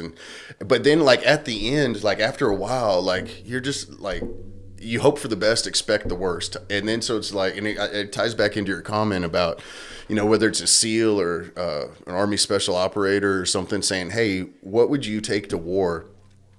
And rightfully so, a Marine rifle company is almost always the answer. A Marine rifle company is just a special thing. And what's interesting, like in a Marine rifle company, it's 150 dudes. Probably depending on the company, but on average, 10 or 15 of those dudes could go be a SEAL, or they could transfer. They could do what's called Raiders now in the Marine Corps. They could go do that. They could be special operators. They're that level of guy. But then you have 10 or 15 dudes at the bottom that seem like they shouldn't even be there. They're just absolute dirtbags, where they're physically weak, or they're fat, or, their uniform always looks terrible, or whatever. So you got like your top 10%, your bottom 10%. And then like right beneath the top 10%, you're going to have a whole bunch of dudes that are just super solid. They're strong. They know their job. They could do X, Y, Z, but maybe they're not a good swimmer, so they couldn't go to special or whatever, right? And then you're going to have like between the great group and the dirt bags, you're going to have another big group that, maybe he's fat, but he never drops out of a hump, and he could carry, a machine gun on him, which most human beings can't do. Or, maybe he's really slow. Like, for some reason, this dude's slow as a turtle, but he never stops. Maybe he just barely gets past the PFT. But then somehow this collection of dudes from top to bottom, when it goes to war, it is like this symphony of just like somehow it all, and in combat, some of the dudes that are in the top 10% fold, like the ones you're like, oh, that dude's the man. He might be the dude that falls down, starts crying for his mom, and this dude that's a dirtbag in the bottom 10% becomes like John Wick's cousin. And you're like, yo, where did this come from? You kept your mouth shut for 3 years. People were not low key, like out and out bullying him, and everyone thought he was terrible, and he just turns into John Wick's cousin, and like everything in between. And so I think it's that mix, and it's also like a tool, like 'cause that's 150 dudes. I mean, that's a relatively big unit. Army SOF might be 6, 12, 14 guys. A SEAL platoon might be 10, 20, depending on how they're arranged, 10, 20, 30. And they're definitely higher trained, and they definitely have better gear. And we definitely respect their skill set and their equipment and their training. But they're right to say that a Marine Rifle Company is like the unit to take with you, because it's self-contained, and it's somehow like all these group, again, from top to bottom, if you're evaluating them individually, you could easily make like 4 or 5 groups. But when that one group goes together, it's amazing. And it ties back into the Marine Corps knows what it's doing when the trucks don't show up, when the food doesn't show up, and ties directly into this. The hardship, poverty, and want are the best school for a soldier. Yeah. That's awesome. All right, number 59. Okay, here there are 5 things the soldier should never be without: his musket, his ammunition, his knapsack, his provision, and he says for at least 4 days, and his entrenching tool. The knapsack may be reduced to the smallest size possible if it be thought proper, but the soldier should always have it with them. I wanted to ask you, what were the things that you would not go without? Like, what are the things that you had to have? My one comment on this too was solid. Like, to this, and again, I haven't been in 20 years, so it might have changed. I can't imagine it changed. This is true to this day. I mean, this is still everything like. The only extra thing on there, like, the Marine K-bar, probably the most famous knife in the world. Okay. Everyone's got a K-bar. So I imagine he didn't put a knife on there just because he imagined everyone would have a knife. But to this day, that's what we have on us. We have our rifle with ammo, the knapsack, which for us would be our big pack, his provisions for at least 4 days, which would be our canteens for water and whatever else dudes would put in them, and our MREs, and then the E-tool. Like, to this day, everyone has an E-tool. Really? Yeah, to this day. And like, so, I mean, and then he says the knapsack might be reduced to the smallest size possible. We had what we call a butt sack. So you got your big pack, but attached your LBV or your flak jacket would be kind of like a fanny pack size thing, but you clip it behind you. It sits right on top of your butt, the butt sack in the Marines' genius terminology. And so let's say you got to hump 15 miles with your pack and everything to your objective. And then maybe you're 500 meters outside of the objective. Well, you could stage your big, you don't need 60-pound pack going to attack an objective. So you could stage that on the ground. And so in your butt pack, you might, put one broken down MRE. You'd probably drop your E-tool, like if you're in the city, because that's kind of heavy. So maybe leave that with your pack. But in your butt pack, you could have, first aid kit, just a little bit of things. That way you're moving light. But like, to this day, that's completely solid. So you would actually just, like, you would leave your pack at a certain, would you leave people behind to watch that stuff while you guys went to the objective, or how does that work? So in training, like, sometimes you would leave a guy behind to watch the packs, sometimes not, because everyone's together and everyone has the same stuff anyway. Yeah, and I'm trying to think anytime. I didn't know if, like, someone else could just, like, walk up and take it. Like, yeah, I guess hypothetically they could, but, like, so in training, you, like, Camp Lejeune is massive. Like, I can't even describe how many acres it is. I'm sure someone could easily Google it, but it's massive. So you and your unit are over here training. Like, the odds of running into someone else are minimal. And so you could leave someone behind to watch the packs or be fire watch or whatever you want to call it. But then you're just going to do an objective and coming back. But what about in combat? In combat, that's what I was trying to think. I mean, the only time I had my pack, it was on a Humvee, like tied down or inside a Humvee. Oh, okay. In Mosul, we had taken over these like they looked like hills, but they're aircraft hangars. And so we had our packs staged in there. Okay. Yeah, but still, like an e-tool, it's because it folds in three, so it folds down to the size of this open book, but then it opens up to like half a shovel. But it also has on one side it's serrated and the other side it's sharp, so it's literally a devastating hand-to-hand weapon. Like, arguably better than the knife because you got more reach and more weight. I mean, it becomes like a small axe hatchet thing. But it's, I mean, you could cut a tree down with it. You could dig a hole with it. And so to this day, you get an e-tool and then a trenching tool. They're just amazing. So like to this day, we still carry all the same stuff. I'm surprised I would not have guessed the entrenching tool. Did you use the e-tool? Oh, all the time. Because you got to dig foxholes and, firing positions and all this stuff. Like, yeah. Or to cut down a tree if it's in your field of fire, or like you use them all the time. Interesting. I had never heard of an e-tool before. Yeah, you should buy one. And if you don't have a K-bar, you should buy one too. Like, that'd be two solid things for a young man to have. Just something. The K-bar should cost a lot more than the e-tool. And you could probably go to like an Army surplus store. I bet they got hundreds of e-tools, and they probably got some K-bars. But yeah, you should get one of each. Interesting. All right, number 61 was the next one I had. Do you want to you Sure. reading? Yeah.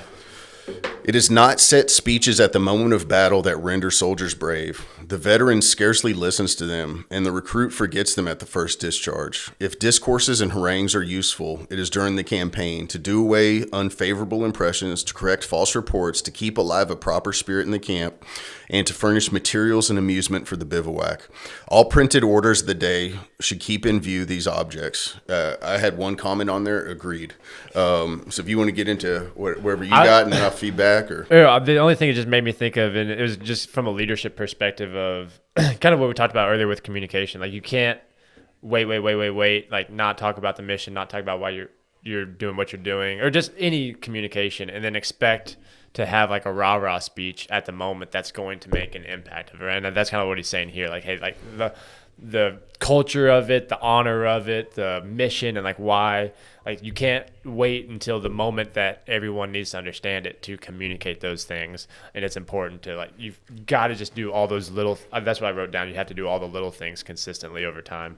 Definitely not something I'm claiming I like am an expert at all, but that's kind of what it made me think of from a leadership perspective of like, hey, as a leader, you just have to be communicating those things over and over and over, and make sure you're thinking about it and talking about it, and not just waiting for the day to have like a big rah-rah speech and expect that to do anything. Couldn't agree more. Like how he's talking about how the veteran scarcely listens to him, and then if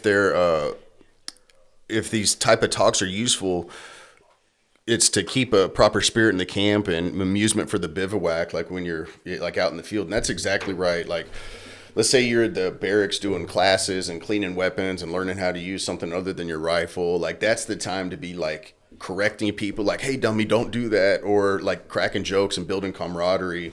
Out in the field, like you just get done doing the 15-mile hump and you attack the thing and everyone's still kind of jazzed. So you're walking around checking on your guys, telling jokes, offering them a cigarette or a dip, or hey, you need some, you want to trade him, or like that's the time you build all that up.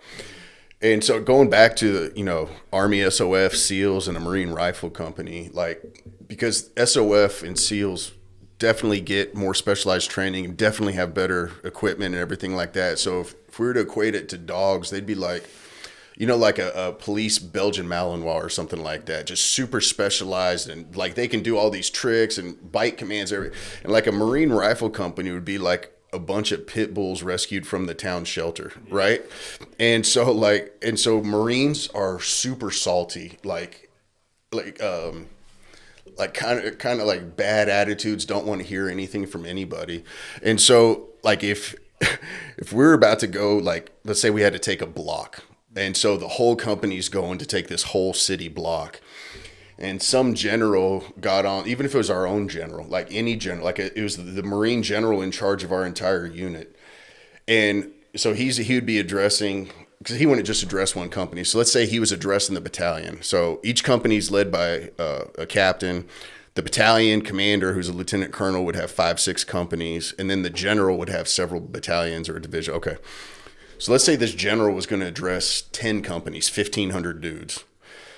if he got up there and he was going to be like, oh, tell you what, guys, this is going to be a historic moment, I guarantee you, scattered throughout the 1,500 people he's addressing it'd be like, shut up, like, and people would start laughing. And then, the senior NCOs would be like, shut up, like, listen to the general and be like, oh, we're going to go on this epic quest and I'm counting on you and whatever, it'd be like these salty, sarcastic comments. Like, they don't want to hear it. Just like it's saying here, like the veterans scarcely listens to them. And not only would they not listen, they'd be like, what is this bozo doing? Just either be quiet and let us play cards and smoke a cigarette or turn us loose. Like, why are we standing at attention before we go into this thing and listen to this lame speech? Like, I couldn't agree more. That maybe your analogy going back to I think it was 59 about the fortitude and courage. Well, you mentioned what kind of dog it is.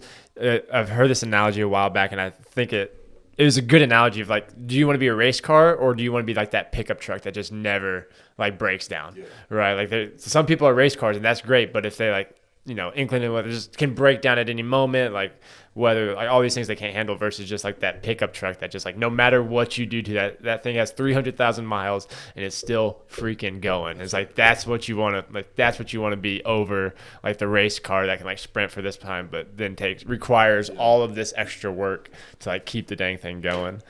All right, then I skip up to 68. Did you have any?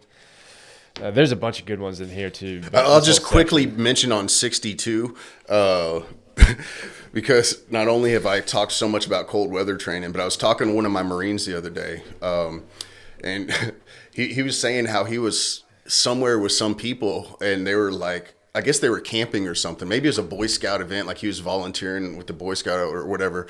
And the guy was like, this other guy was like, oh, you were in the Marines. Why don't you set up the tent and build the fire? He's like, I don't know how to do that. And he was like, what? You're in the Marines? You didn't do that? He's like, no, we didn't have tents. We just slept in the bushes. Well, what about building a fire? No, we couldn't have a fire. It wasn't tactical. And I was like, dude, that's so true. And I put those are my 2 bullet points. I wrote these before I talked to him, but it's so funny he mentioned that. But we only had tents and cold weather training. Like all the rest of the time when we go to sleep, we have these little bivy sacks, which is like basically a trash bag that goes outside your sleeping bag. And most of the time you don't even get to sleep in the field. You got to sleep like in the bushes because it's tactical. Like if you're in the field, they could see you. And so like I genuinely don't remember a morning where one of us in the company didn't wake up with a swollen face from a spider bite or something else. And then I put never had fires. We didn't have fires because fires are not tactical. They could see them with MVGs, thermal, whatever. And so that was my 2 little comments there to tie back into how terrible cold weather training is. Did you ever sleep in the bushes in Iraq? No, in Iraq, it was the first time it was in that aircraft hangar thing. And the second time it was either in random buildings we took or in some of Saddam's palaces we took or in a Humvee or on this like base that was built where I had like a bunk bed in a plywood box type thing. Yeah. Gotcha. All right, number 68. There is no security for any sovereign, for any nation, or for any general if officers are permitted to capitulate. And that means to surrender, right? Yep. In the open field, and to lay down their arms in virtue of conditions favorable to the contracting party, but contrary to the interest of the army at large. To withdraw from danger and thereby to involve their comrades in great peril is the height of cowardice. Such conduct should be prescribed, declared infamous, and made punishable with death. All generals, officers, and soldiers who capitulate, is that how you said it? Mm-hmm. In battle to save their own lives should be decimated. He who gives the order and those who obey are alike traitors and deserve capital punishment. And there's a few in this section. Kind of what made me think of this is really that the last line is he who gives the orders and those who obey are alike traitors. And there's a couple coming up here where he emphasizes like really strongly, like it doesn't matter if the general gave you the order to do this or like someone superior to you gave you the order to do this thing. If you think it's wrong or you disagree with it or whatever it may be, it's still on you and you are still responsible for all those things. And it gets, this one's pretty aggressive. Like if your general or anybody above you surrenders and you shouldn't have, like you're getting the punishment as well.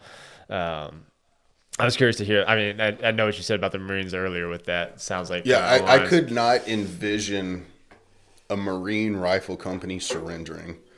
I could see them, if you run 100 scenarios by me, I could see in zero them surrendering. I imagine they would keep fighting and prevail at some point. But even if they, I literally I can't envision a scenario where a Marine Rifle Company surrenders. I could see them all dying, like all of them fighting to the death to the last man. But I couldn't see a scenario where they surrender. And I also like even if some general that's over the company gives orders down, I couldn't see people saying, okay, we're going to fight, either leave us alone or send us help. Like that's how I could see that playing out. Like, cause it's just drilled into us. Like, again, from getting indoctrinated in boot camp with all the Marine history and the Marine heroes. And then when you get to the fleet, like it's like, so the fleet's like the real deal where like, again, where you get turned to a professional gunfighter. And so when you're in the fleet, it's like, they'll show you like video after video of why you should never surrender. This is what happens to people that surrender, and stacking that on top of the honor of the unit, the glory of the Corps, never letting down your brother to your right or left. Like, better to die with honor than live with dishonor type of thing. Death before dishonor. That's one of the big phrases, right? Yeah. Yeah. So I just couldn't. So I agree with Napoleon, and maybe again on a grand geopolitical, strategical level. We're talking elected officials, general officers. Maybe on that level, they might say, "Hey, let's surrender this piece of land and tell this unit to back up because we're doing this over here to here." I'm not saying that there's never a place for surrender. People should just lose their lives just willy-nilly. But on my level, on a Marine Rifle Company, I could never envision one ever surrendering.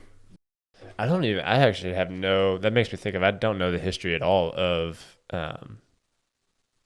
like the U.S. surrendering, and whether it's Vietnam, whether it's Korea, whether it's World War I, whether it's World War II. I have no idea like what the American history with. I would start surrendering. when you decide to start your study on that. Study the Philippines in World War II. That's a relatively recent and interesting case study. So if you want to get into that, I would do World War II in the like Philippines. Guadalcanal. No, that's more in the island hopping, which came later, but which led to the Bataan Death March. Have you studied that? So put that on your homework list. Study the U.S. involvement in the Philippines in World War II / the Bataan Death March. Again, I'm knocking none of those dudes. Like the dudes on the Bataan Death March, arguably tied as the toughest humans of all time. I couldn't imagine being in their position. I have nothing but love and respect for them, but it just ties into the conversation. Yeah, So I got nothing bad to say about those guys. 72. This one was really similar point to the last one. A general-in-chief has no right to shelter his mistakes in war under cover of his sovereign or of a minister when these are both distant from the scene of operation, and must consequently be either ill-informed or wholly ignorant of the actual state of things. Hence, it follows that every general is culpable who undertakes the execution of a plan which he considers faulty. It is his duty to represent his reasons and to insist upon a change of plan, in short, to give his resignation rather than allow himself to be made the instrument of his army's ruin. Every general-in-chief who fights a battle in consequence of superior orders with the certainty of losing it is equally blamable. In this last mentioned case, the general ought to refuse obedience because a blind obedience is due only to a military command given by a superior present on the spot at the moment of action. Being in possession of the real state of things, the superior has it then in his power to afford the necessary explanations to the person who executes his orders. So there's a couple super interesting things here. For me, at least, and kind of from the just general leadership perspective. And I think number one, and I like the term, people call it managing up, people call it leading up the chain of command. But I think, and especially early on in my career, I was very hesitant to challenge authority. I would assume maybe have a similar feeling when you're early on in the military, but like, you don't want to challenge your authority. It's like, okay, they told me to do this thing. They must know what's going on. I'm just going to follow like exactly what they say. And then over time, kind of learning, hey, how do you push back on those things? And how do you try to give insight to the person pushing down orders? And now that I'm in a very different perspective, like as I've gone more through my career, it's the reality is, and this is kind of what he's talking about here, the frontline soldiers, the frontline people in a company, they're the ones who are actually getting the information on the ground, and it's your responsibility to push that up the chain and make sure that your boss, the people above you, actually understand what's going on there, right? And I think one of my biggest fears now, like as a CEO of a company, is that someone is hesitant to actually explain to me, like, hey, this is what's going on. Like if I say something, they're like, hey, they don't want to challenge it. It's like, no, like I need your job. Like your job is, if I have something wrong or if I'm walking into a storm that I don't see, like you've got to step up and lead up the chain of command and like say, hey, this is wrong. And he even says it, you need to represent your reasons, like number one, and insist upon a change of plan. And if you think that someone is like your boss is headed in the wrong direction, you've got to look out for them and you've got to explain. And if you have a shitty boss, they're not going to listen to you. If you have a great boss, they're going to sit down and really like hear you out and listen to what you have to say. And I think that was one of like the big lessons for me that really like career-wise changed the trajectory of my career, is like understanding like, hey, it is my job in my position, whatever the position is, whether I'm the most frontline person or the most senior person, is to accurately represent and communicate the current state of things, right? And because that's what he even says here. He specifies, hey, you, unless that general or the minister is there in person with you on the ground, you know the real state of things better than they do. And it is your job to make damn sure that you communicate what that is. And I think that it's just it's so easy to walk into a job and just be like, hey, the boss told me to do it. Leave all that responsibility on their plate and then like walk away and be like, well, they made the call. Yeah, it all burned down. It was, something got messed up, something burned down, but hey, it was their call. So that's not on me, right? Versus like, hey, if you've got to realize that no matter where and I say a lot that everyone in an organization is a leader. And I think this is kind of really hits at the heart of that. It's like you are a leader because you are the person who knows what's going on in your world better than anybody in the organization. And if you don't take the effort to communicate that, that's on you. And you better make damn sure that you're doing that. And you can't hide behind like, oh, well, like someone else didn't tell me to do it. So I think there's just a ton of lessons in there. And really that part of like, how do you go? I love that he talks about how you do that. You represent your reasons and you insist upon a change of plans. And also you got to realize too, when you represent your reasons, you may be freaking wrong. Like you may go in to explain it, and like as you start explaining it, the boss starts asking you questions about your reasons, and you figure out in the middle of it, like, oh, like I hadn't thought through that, and that's totally fine. Like, that's what the whole process is for. But like that process of going back and forth is just so important, and saying like, hey, this is what I see as the current state of things. And this is kind of like rambling, but one more thing on it. That's kind of probably when I was like 25 or 26 is when I had the big shift there. It's like my job is to advocate for what I think is the best decision. Like, hey, if I was the owner of this business or if I was the boss in this situation, to advocate for what I think is the best thing. And then whenever the decision's made, I've got to back that decision and go for it. So like advocate for the plan that I think is right.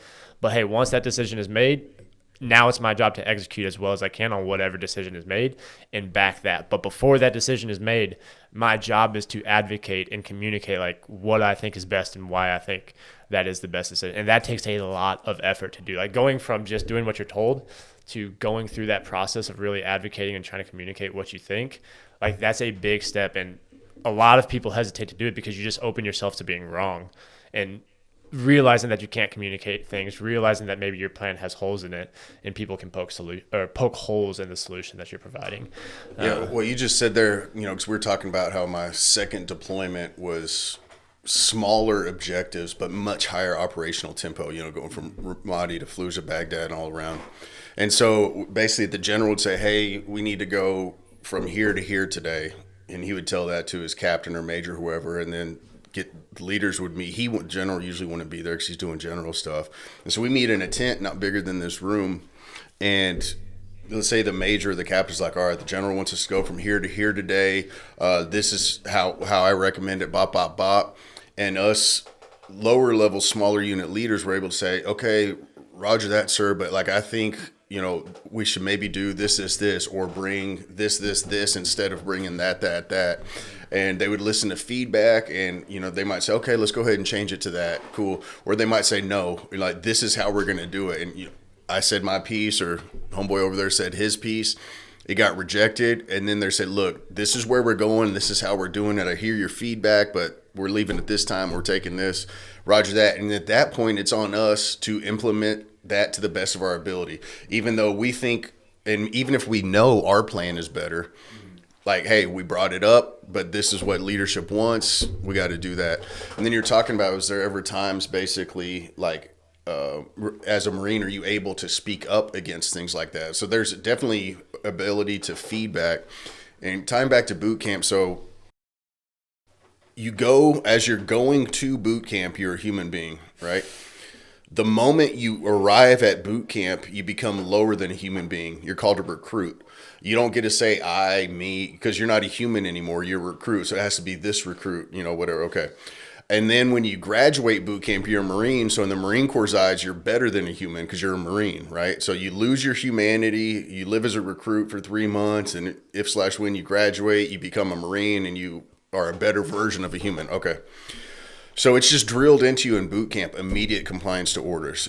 They tell you, everyone, throw all the stuff out of your foot locker and it doesn't make sense. And you got 8 seconds to put it back in. 8, 5, 4, 3, 2, 1. You didn't do it on time. Now you got, trash it. And, it's just all just games. But you have to immediately comply to orders. You're not asking, well, gee, drill sergeant, or drill sergeant, that's Army. Hey, gee, drill instructor, why would he dump out everything that's so nicely working? I know it doesn't matter. Do what he says right now. All right. But then once you get to the fleet, you're going to be low rankings. You just got out of boot camp in SY. You're going to be what's called a boot. But eventually you're going to become, you're going to be on duty. And so you'll have a duty belt. And even though you might be a corporal or a sergeant, like you really represent the authority of the battalion commander when you're on duty that evening or that day. And so if an officer or a senior enlisted comes over and tells you to do something that you really don't think is appropriate, while you have that duty belt on, you technically outrank them because you're representing someone else higher. And so you could say, no, that doesn't make sense. Get out of here, or, whatever, or let's bring it to someone else kind of. Okay. But then also one of the most powerful creatures in the Marine Corps is someone standing post. So it could be a fresh PFC straight out of boot camp or SOI. As low ranking as he can be, still an idiot because he's only been doing the work for 3-4 months. He has no idea what's going on, but he's assigned to stand a post. Well, while he's standing that post, he can tell the general no. Like a Marine standing his post, he owns that post. And if a general comes up and says, hey, I want you to go stand over there, he's like, no, that doesn't comply with my orders. I'm not doing that. I'm standing my post until I'm properly relieved. And so even though there's eons of separation and literally an inseparable gulf between this PFC and a general, he can tell that general to kick rocks if he's standing his post and he feels the general's telling. And if the general gets pissed about that and goes to his command and starts yelling at the low-ranking officers, say, hey, PFC, why'd you tell this general? Oh, I don't think that complied with my orders. Even if he was wrong, a lot of times his command's going to take his back. He showed stones and he stood his ground standing his post. And so and then also fast forward to that, there's ways, like I remember saying one time to an officer on one of our patrols it was outside of Ramadi. This officer who wasn't an infantry officer said not to go do something that I thought we needed to go do. And I said, I'm going to go do that because my tactical command, or I think I said my tactical command supersedes your rank. Something, I forget my exact way I phrased it. But this officer was basically telling us, no, we just got to stay here. We had just got attacked in an ambush.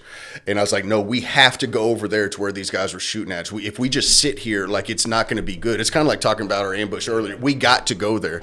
He's like, no, everyone just sit here, wait for helos. I was like, no, we're going here. I'm not doing that. So, and that's not unique to me. So like people can, like, if you're in charge of this patrol and someone of a higher rank comes up and tells you to do something you think is wrong, you'd be like, look, you don't have to immediately comply to them because I might get you all killed. Your leadership position in that patrol or whatever else could supersede their rank, especially like, let's say this guy had been was like a legal officer or something, and for 3 years he's just been typing up wills, and somehow he had to end up in Iraq, and he happened to be on a Humvee.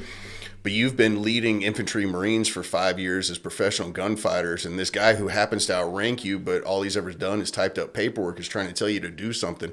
Well, that don't make sense. Like, I respect your rank and that you outrank me, but this is my world, you know, like, you see what I'm saying? Yeah, it kind of goes back to your kind of officers versus enlisted. Like, you got, I think you mentioned at the very beginning, you have a 20-year enlisted guy and then someone fresh out of school, like officer, who's technically outranks him, but that 20-year veteran obviously has like way more. Yeah, and you know, the good officers are great. Like, you can't underestimate how much the enlisted love a great officer.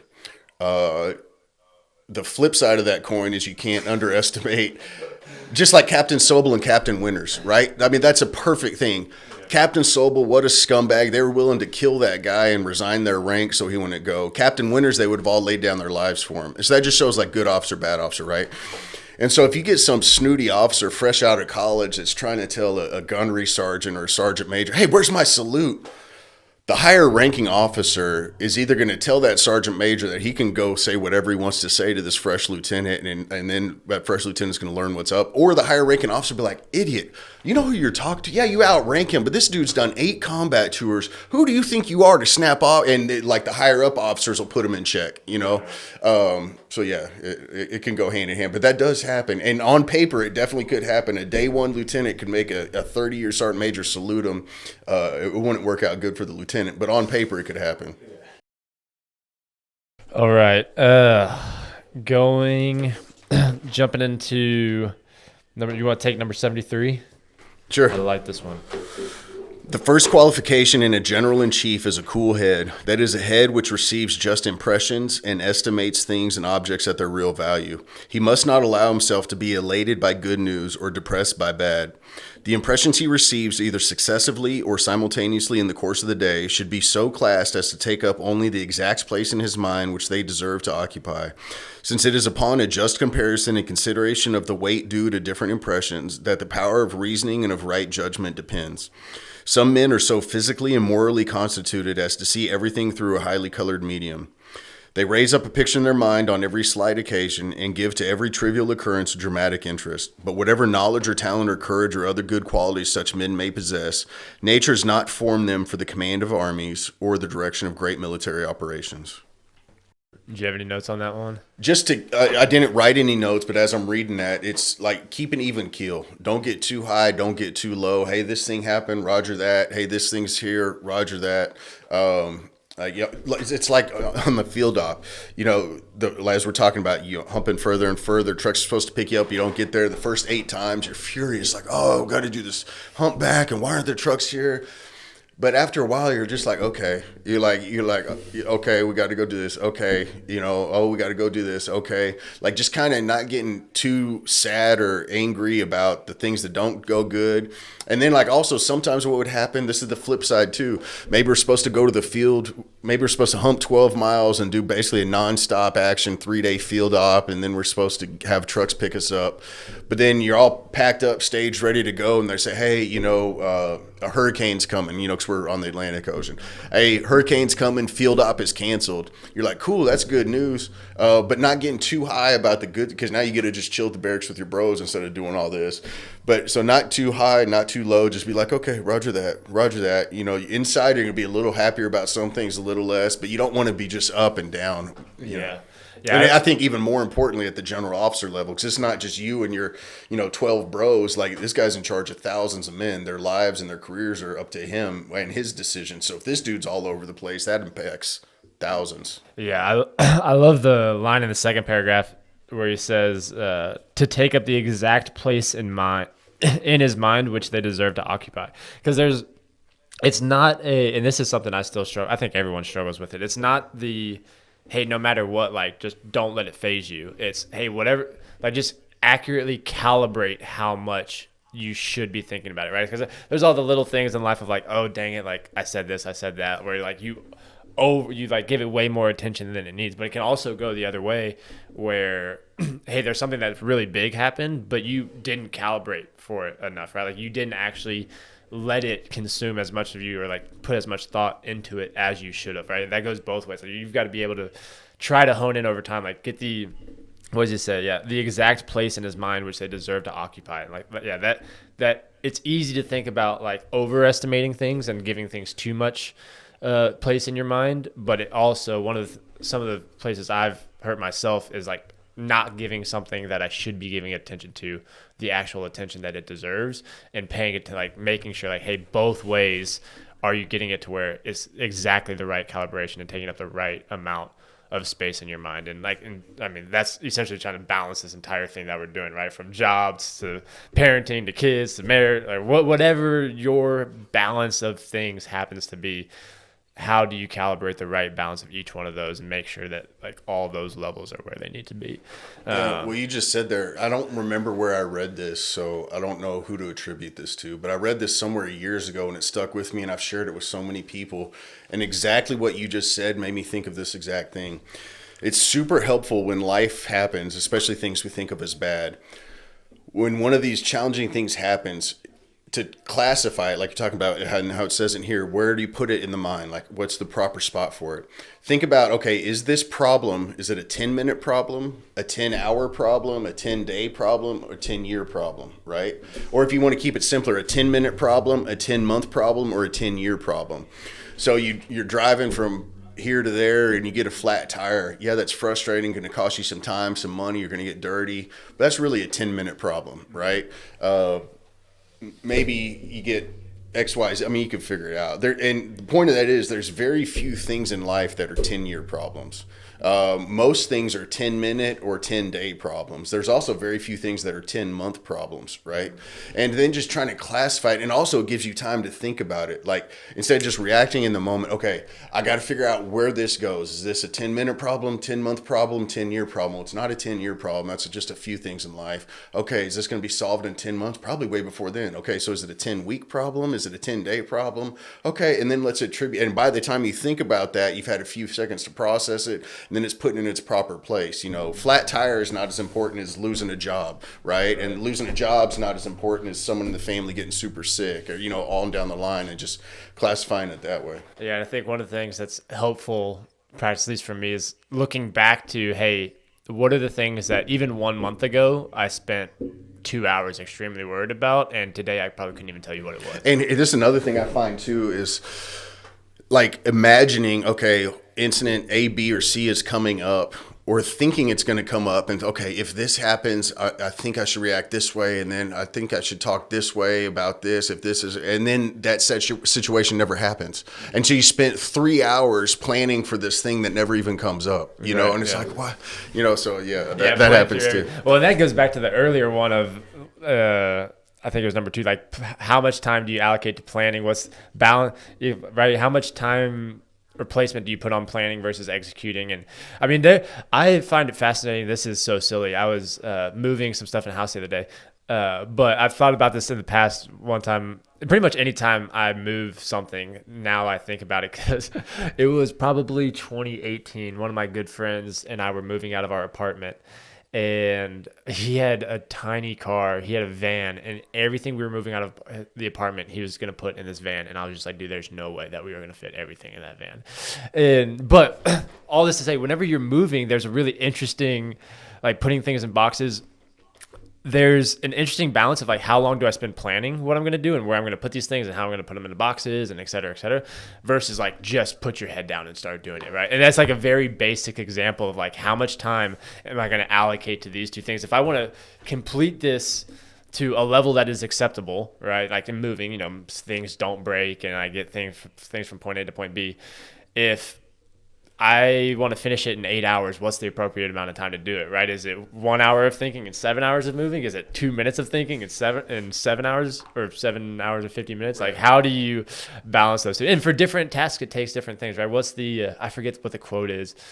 I want to say Abe Lincoln, but there's no way it's Abe Lincoln. I'll probably sound like a fool saying that, but it's like, if I need to cut down a tree, I would spend most of the time sharpening the axe before even like trying to cut the tree. Just like thinking about those things, and like, how do you balance like how much time you allocate to the planning and thinking about it, strategic part, versus just executing. And I feel like a lot of people's balance, and especially mine, even still today, is to overcompensate the strategic and delay just like action, like just start doing, like it's because the thing is, once you start doing the thing, you're going to get more feedback that's going to help you like actually like figure out the strategic part. So instead of like plan and then just think you're gonna have a perfect plan and execute, it's like take a step, tweak your plan if you need to be. Okay, like take 3 more steps. Okay, do I need to tweak anything? And that way, like figuring out that calibration on the right way to approach any project that you have is just fascinating. Like how you hone in on strategizing versus executing and moving that over time. 100%. All right, last one I got. Second to last one in the book, or maybe the last one in the book, actually. Yeah, last one in the book. I actually don't know if I'm going to say this word right. Peruse. I think peruse. Peruse. Yeah. Kind of like look over. Yeah, there were several words in this book that I had to look up. Peruse again and again the campaigns of Alexander, Hannibal, Caesar, Gustavus Adolphus. I'm definitely saying that wrong. That was solid. Yeah. Oh, there's more. Turenne, Eugene, and Frederick. Model yourself upon them. This is the only means of becoming a great captain and of acquiring the secret of the art of war. Your own genius will be enlightened and improved by this study, and you will learn to reject all maxims foreign to the principles of these great commanders. And what this made me think of is obviously number one is read. Like you've got to read, you got to study. And I think one of the things that's tough, I would imagine it's tough in military training too, but definitely it was tough for me on like just the career front because I started in sales, project management and sales, and there's always a million things to do. And it's really easy to just keep working and executing and just doing all the work and never, because essentially anytime you're studying and reading, you're not actually doing the thing. You're not working, and so finding that balance of like, hey, how much do I read and study something versus how much do I like, especially if you're in sales, because when you're in sales, like at least when I was like, you equate anytime you're not doing sales is time that you're not making money that you could have made. It's kind of foreign, I think, to folks who've never been in a sales position because it's harder to tie like the salary literally to each minute that you're working. But once you're in sales, it's like, oh, like in 30 minutes, if I sell this, I make this much. And it doesn't matter if it's Saturday. If I'm still doing this, I can sell something. Right. Or at least like work on a bid to try to sell something else. But then trying to like figure out the time in this crazy life that you have to balance all of these things to actually sit down and study and read, like how you've got to do it, right? I mean, he talks about it here. You've got to study those people. You have to find out what the common themes are between all of them. But most importantly, I think is like actually finding the time to read. And I still, to this day, like there's weeks and there's times where it's appropriate where like, hey, you're super busy, you've got to knock out this project, you've got to get this thing done, like you're not going to study this week, like, and that's fine. But over the long term, how are you accounting for that to make sure that you're reading and studying so that you don't repeat all, I mean, it's what we always hear, right? Like you don't repeat all the lessons of history that have already been learned before you, but it's a lot easier said than done because you actually have to find the time to invest in doing that study. So I'd say in the Marines, so in boot camp, I remember there's this book called Rifleman Dodd, which if you haven't read it, you can get a copy. It's a tiny little booklet. I guess it's about the same size as this.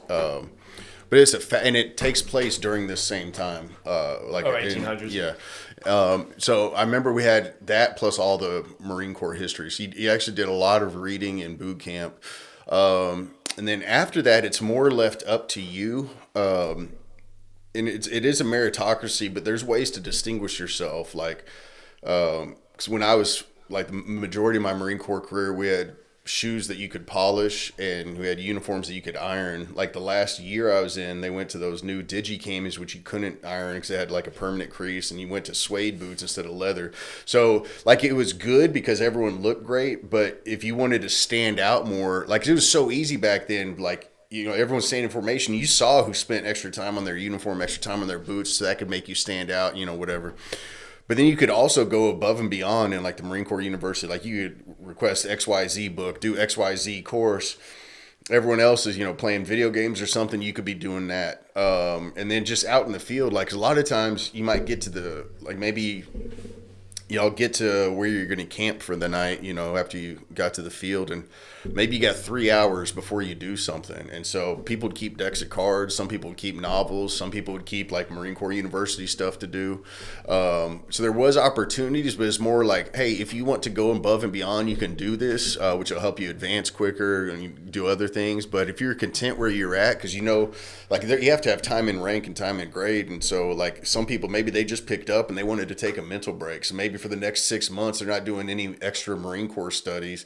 Maybe they're just reading, you know, the Bible or comic books or playing cards and just taking a mental break when they can. And I think now, you know, this is at least what I do. So as I'm driving, I find it's like usually for me, like 10-day, 2-week, 3-week cycle where I'll listen to theology, whether it's an audio Bible or, you know, C.S. Lewis book or, you know, a Tozer book or like these theology. I'll listen to that for a few weeks. And then I'll listen to podcasts or history, podcast period, whether it's just general stuff going on or a history podcast or something like that. And then maybe I'll listen to music for like a week or so. And then like after a week of listening to music, I start feeling like it's nice for a day or two because I'm just like checked out. Mm-hmm. But after a day or two or a week at most, I start feeling like, okay, what am I doing? I'm wasting time. Like I'm not learning anything from this music. I've heard these songs 100 times. All right, let me get back into either theology or they kind of. So like as you're driving around, you're stacking all these books. At the end of the year, you might have listened / audibly read 100 books or 200 books or whatever it is instead of just listening to commercials and radio, you know. Right. And then at the house, I have my Bible, and then I'll have a stack of 2 read books and just like work through them as I can. And so that way, like for me, that's helpful. Because if I just had, you know, my 1 stack of books at the house, like you're saying, life happens. I'm wasting time on the road, and then I get home and it's something to do with X, Y, Z, and maybe I get 3 pages in, and it's like, you know, so it's just a way for me now to stack reading. But yeah, it's vital. Yeah, I love it. Any last thoughts on the book before we head out? It's great. Like I can't believe I never heard about this before. I really appreciate you recommending it. Yeah, look up. I'm interested to hear you read what your thoughts on Rifleman Dodd. And get my e-tool. Get your e-tool. And probably have your e-tool next to you while you read Rifleman Dodd. That'd be good. Yeah, give it more effect. Yeah, but this is outstanding. Anytime you want to do another one, let me know, bro. Yeah, I'm sure we will. Love you, brother. Love you too. Appreciate you.